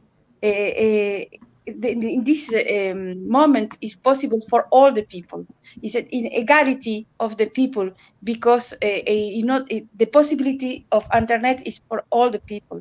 I think this is the beautiful things, the human things, adaptation for with the coronavirus. This is the beautiful moments with the people. It is interesting. You see, Mark, this year with the festival, I think the not with free, not money for the student of the ¿cómo se puede decir de clases de niños de que no tienen recursos? Like kid with economic problems. Well, Gotcha. in America, in Argentina, a program for the boys and the girls cannot match your situation economic is not good. Now this is a student go to the festival free. It is Right. play for the big teacher. In the first time I not possible, not internet, but adaptation. The student in the small internet with the phone for play for the teacher. If for, Oh, yeah. for these pupils is very important because it's in change level in the music. Is change your vision of the music. It's very interesting. Yeah, that This is makes a lot of sense. yeah, Yeah. it's interesting for the internet. Not criticate never the internet in this for these things. For the concert in this moment, I think not too much technology for the big streamings. It's so complicated, but it's possible now. Yeah, I that think. makes sense. Hey, George, what about yourself? How do you deal with those people that are the naysayers? Those people, because I know they've got them in South Africa, just like they've got them in Nigeria and in the United States. Those people that are, when you told them you want to do pop music and you want to do religious music, they were probably looking at you like that's never going to fly here in South Africa. So, how do you deal with those people that are not going to be encouraging to you? Because sometimes they even come out of our own families. Yeah, no, that's true, Mark. Being an artist is never easy because most people, I don't know, they don't think music is a serious job. Up until that time, you start making money and stuff. Only then. Otherwise, I don't know. Especially this, and me myself, I'm a very what can I say? I'm a very creative person. I always come up with something new all the time. Sometimes I sing about God. Sometimes I sing about love. Sometimes I sing about even hate. Sometimes, but Right. but in a not in a negative kind of way, but as a life experience. And every time the more creative you are, unfortunately, the more you get haters because Right. you are doing something that they can come up with most of the time. So they hate you, and then at the end of the day, they go and steal your ideas. Because as you heard, my song is a very creative song. If you're creative like that, just expect to be around a lot of haters, unfortunately. But hey, what can you do? You must keep on producing and keep on creating great music. Yeah, So that's how I do it and keep on producing all the time. That's how I handle the haters. Yeah, that makes a lot of sense. Sometimes that creativity can be the best way to get back at them is to actually doing great music with what you've got and all of that. To all of y'all, what is something that would surprise people as they learn about you that they may not have known about you, or that may surprise about the field in general? So I guess I'll start with Sergi. What is something that people have a stereotype about, or that they think that they know about piano tuners and inventors that you wish that they did not know, or that you wish that they had a better understanding of? Yes. Carlota, I'm. What's the stereotype that he would like countered of what people's views of piano tuners and inventors are? So a stereotype that he wished people did not have as much of. But you're talking about like stereotypes, like how people imagine the piano tuners, for instance, like the stereotype or the artist or the musician. Right, exactly. Vale. Dice que si piensas que hay como un tipo de estereotipo, que vean como al músico o al artista o al afinador, que si crees que hay un tipo así, o sea, un estereotipo así, pero que realmente no se identifica con la realidad. No sé qué decir, ¿sabes? Sí, pienso que... Como para los artistas, por ejemplo, como el estereotipo de un artista o un músico que no se identifica con la realidad. Sí.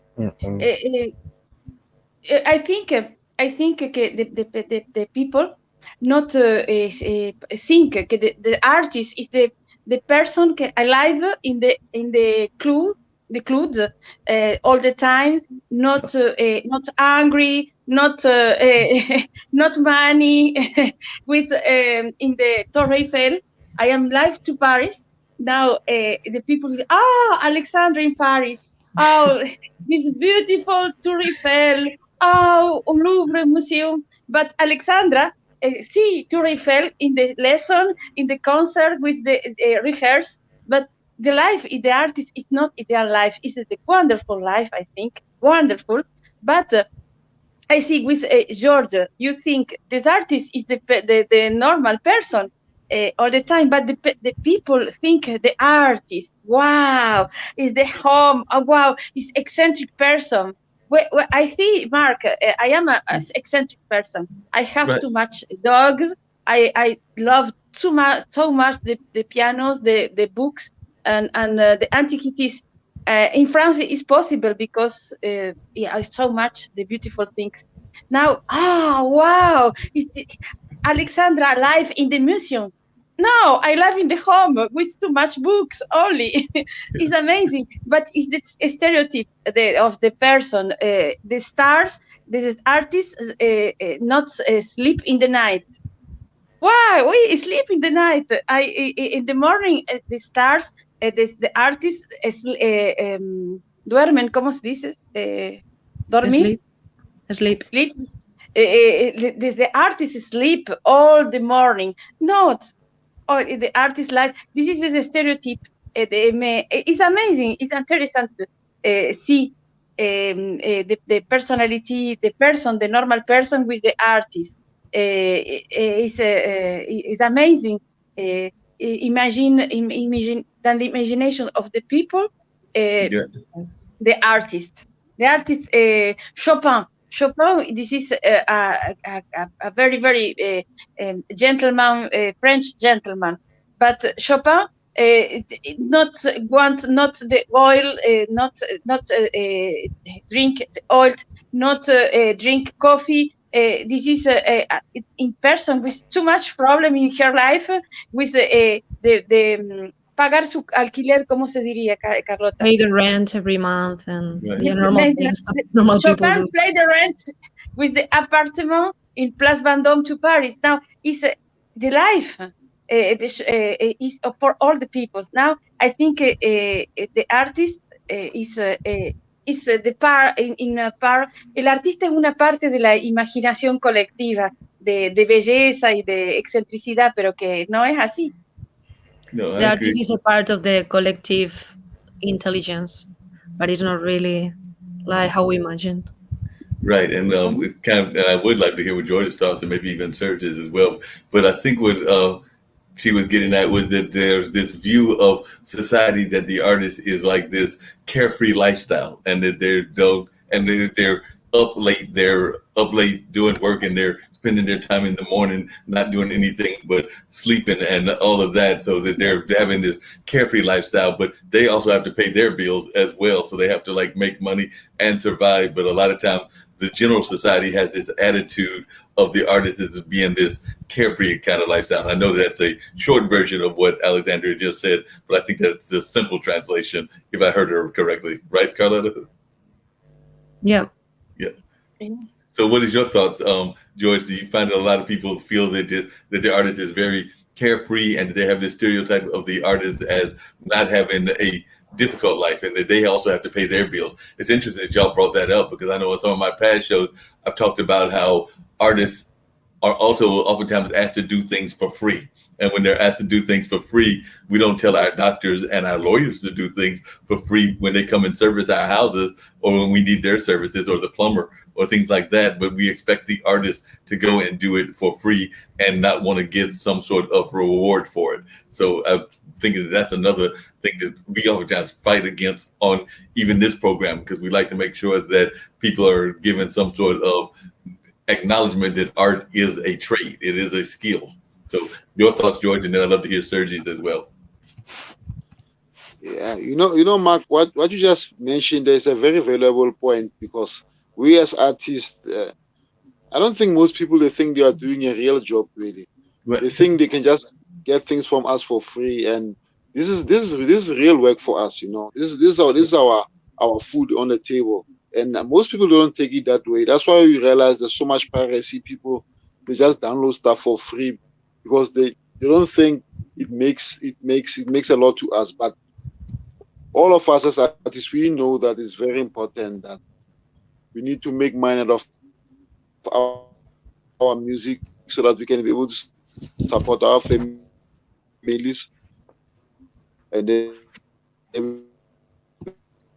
No, I agree with you and everything. It looks like what we are doing is very serious, and what the work we put in so that it becomes sound as great as it is. Artists is people not, and I mean, right. we still have a long way to go, because as artists we are struggling a lot. We put a lot of hard work, and then when it comes to us getting rewarded, it becomes a problem, unfortunately. As artists, that's the problem. No, I definitely agree with you on that. And put in all that hard work, and sometimes you don't feel that you get the rewards that you need for it and everything. We will help, really. We take the time to educate them and be patient with them and make them aware that we really need their support. Yep. No, I definitely agree with you on that and everything. Even that's why, so that I don't feel the financial pitch too much. I don't feel the financial pitch. I definitely agree with you. And that financial pinch, there's no joke about that. It's definitely been impacting a lot of us with that financial pinch and all of that. I'm glad that y'all were all able to come in. If folks are because if you don't have something, a side hustle or something, that's reality. Oh yeah, I definitely agree with you. Definitely agree with you on that.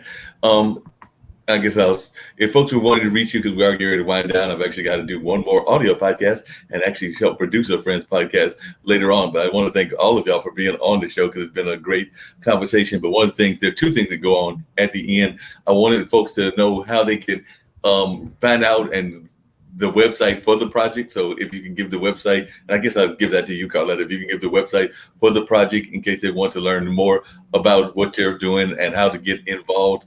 I would love for you to do that, and all of the social media for the project as well, since I know that social media is part of your responsibility and everything. And then I'm going to get the same thing from George. And then at the end, everybody, one of the things that I do in all my shows is it is an international platform. So we have artists as well as fans that come from all over the world, all over the United States, and they're watching either now or in what we call team replay and everything. So we always try to give them, our audience and our interviewers and interviewees, a chance to give their words of encouragement, their words of positivity. So I'd love to hear y'all's words of positivity after you tell folks how they can reach you and learn more about the projects that y'all are involved in. So Carletta, if you'll tell them about this great music project, and I love the sound and I can't wait to hear even more of it. And do know that anytime y'all want to come back, I would love to have y'all as y'all are even developing the project, and even as y'all are bringing it here to the United States, because I'm always glad to have people come back as often as they want to.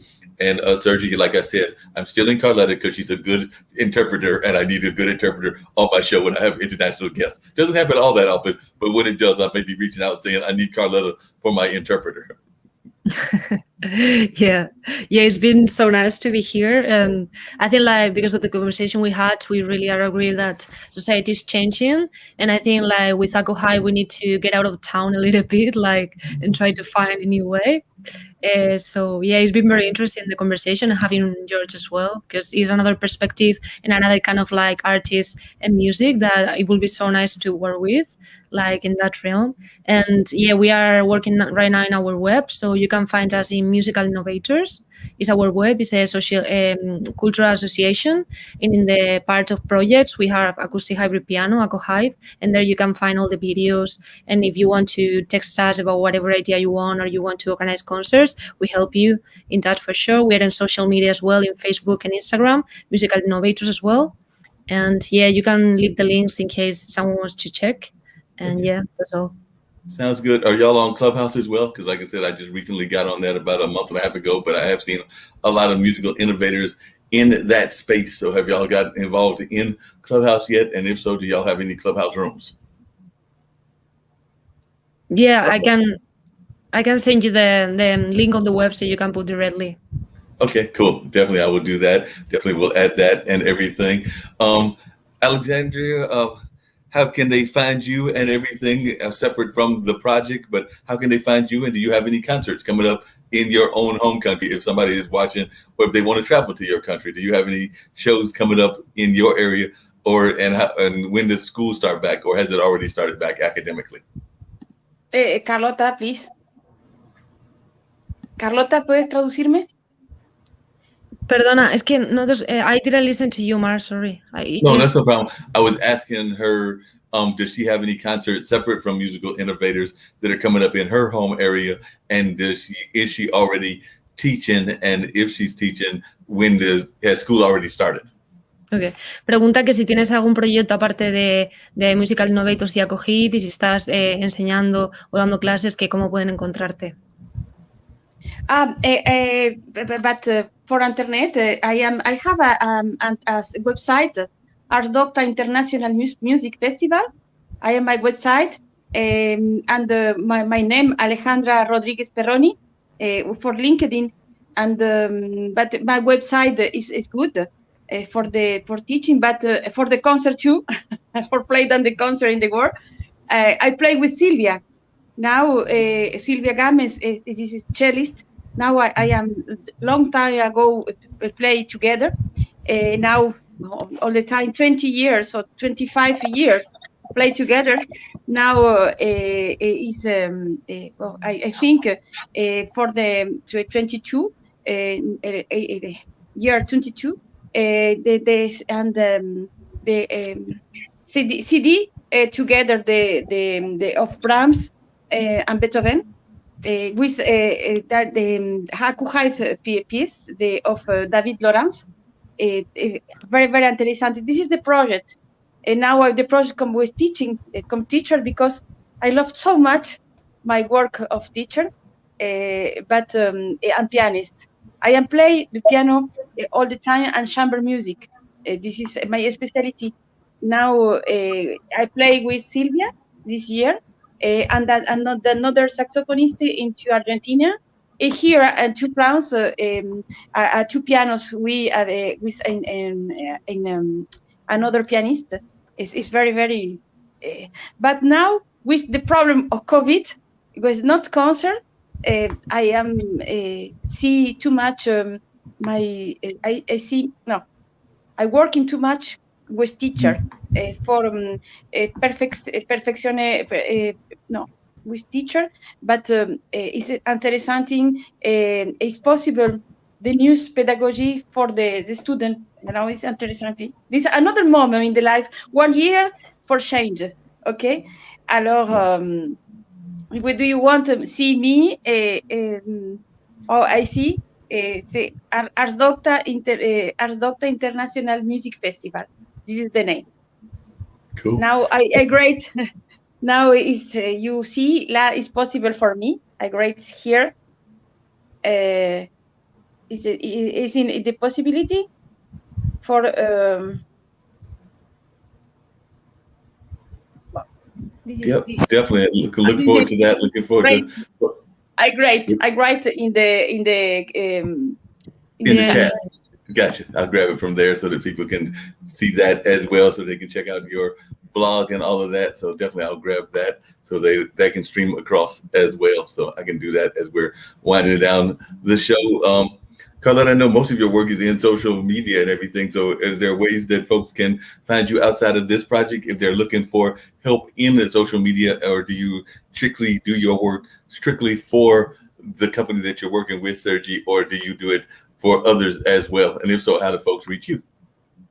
Well, like this is the first project I'm really working with in this realm. So yeah, like if someone wants to contact, like in the web, like yeah, they can access there. And I did like social anthropology, so it's quite like a different thing. But A new skill. We all have to have our new yeah, skills that go on in life as well. So definitely, I agree with that. Sergi, are there any outside of this great invention? Are there any projects that you have coming up that you would like to let folks know about as well? So know that folks would probably be interested in that also. Thank you very much, Mark. We are looking for collaborators through the world. It's this project. We invited to this project piano tuners. It's interesting for every one of them because in the project we speak about special tuning. We speak about pianos all the time. It could be interesting for piano stores because we speak all the time about pianos, and it could be interesting for organizers as a special project to present it to find to ask fans and for musicians it's interest as a new thing in piano music. Thank you so much for everyone. Mark, thank you. George, Carlota, Alejandra, Sylvia. I'm so happy to be with you here in online conversation. Yep, I appreciate it. A great online conversation. Definitely enjoyed the conversation and enjoyed talking to both of you and everything. I was actually going to bring across Alexandria's website and everything because I know that I had that one as well, which was the Doctor of International Music Festival, or at least that was one of the things that she was involved in. So that'll go across as well, so folks can see that. And then I'll also bring up the one with George. So George, tell folks about where they can find you. I know that you've got that blog, and I'm gonna have that blog stroll across as well. But tell folks where they can find the music and the musical name, as well as any of the social media handles, whether that's on Instagram, Spotify, or Reverb Nation, or a number of the other ones that are out there. Yeah. Oh, thanks, Mark. No, if you wanna hear more about my music, you'll find me on all the social networks, whether it's Facebook, Spotify. The name is one. It's D_Punkster. When you say D_Punkster, automatically you see my face. Whether you're on Facebook, you say D_Punkster, you see me there. Spotify, D_Punkster. Yeah, SoundCloud, Reverb Nation, Spotify, Apple Music, iTunes is the same name, D_Punkster. And then Gotcha. on my blog is punkstermusic.wordpress.com.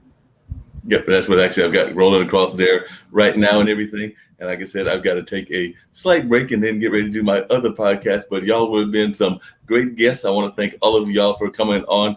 And anytime that you want to come back on, I always love having guests come back on and share their wisdom and all of that. We didn't actually get to that word of advice. So actually, I don't think I can close it out till we do that. So I'll start with you, Carletta, and then we'll close it out with that. But as I said earlier, I always love closing my shows with words of positivity, words of encouragement for our global audience. So I'll start with you, Carletta, work to George, come to Sergi, and then go to Alexandria as the close before I say my closing words. But Carletta, any words of encouragement that you can give to our global audience? Well, like I can say, like I just been in this project 1 year ago, and I saw like how hard it is to begin with it. Actually, it was very hard in the beginning, especially with the corona. But right now we're seeing the results. Like we're having this interview, for instance, and we are like people is like texting us and like interesting for our project. So I would encourage people that follow like what they really love, because it's possible to do it. That makes sense. George, what about yourself? What are some words of encouragement, words of positivity that you would like to share with our global audience? Yeah, and what I would like to say to the global audience is that, this COVID-19, just like any other disease, I believe that we're gonna defeat it, and we're gonna put it where it's supposed to be, under control. And if you are an artist, or you wanna be, you wanna feature on the arts industry, just believe in yourself and make sure that you learn from the best, because you learn a lot from them. And yeah, and believe in your creativity. Don't let anyone discourage you or anything, because if you don't believe in yourself, no one else will. So yeah, if you are a creative person, believe in your dream, let it grow, and get mentored, and you see yourself rising to the That makes highest sense. level. That way. Appreciate it. And So- I really enjoyed myself, and I really had fun, and I learned a lot, about you guys. I'm very happy. Appreciate you, George. Oh, yeah. Same here. Sergi, what's some of the words of encouragement that you would like to live with our global audience as well? So any words of encouragement that you would like to leave with our global audience? Palabras Thank you so para much. alguna forma motivar a la gente y a la gente que nos está escuchando. Yeah, thank you. Just ask me about if you have some questions. It will be a big pleasure to respond to you. It's happy moments with you. Thank you. No problem. What about you, Alexandria? Come up for me now. Yeah, words of encouragement. Yes. Oh, thank you very much in first moment for you, Mark. It's amazing your show. I love so much. I am very, very happy this night, because I am now you and George. I love this music, George. Amazing. Oh, thanks. Amazing. I want your music for listen in my home. Amazing. I listen to in Spotify. I love that. Wow. Yeah, thanks, and keep And sharing. That means a lot. Amazing. Now I think thank you very much for the time with me and Sergey and Carlota for the project. It's very, very important for my festival. It's very, very important for the music. Thank you. It's very, very es muy gentil de su parte. No sé cómo decirle en It's very en nice inglés. for your side. Well, I definitely Very, very appreciate nice. y'all. Thank you very much. Thank you. No problem. I definitely appreciate it. As a matter of fact, I appreciated it so much that I think I'm going to go out with those two young ladies playing as I let y'all all fade into the background and all of that. So I think I'm going to go to that last one with the two ladies playing, and that'll be our last one going out. So as I add that to the stream and everything, and as Carletta runs it on her side, I think that'll be the one that we'll get out of here with and everything. But it was some great music, and that's how we're going to end it. So I appreciate y'all, and hopefully we'll have you come back in the very near future.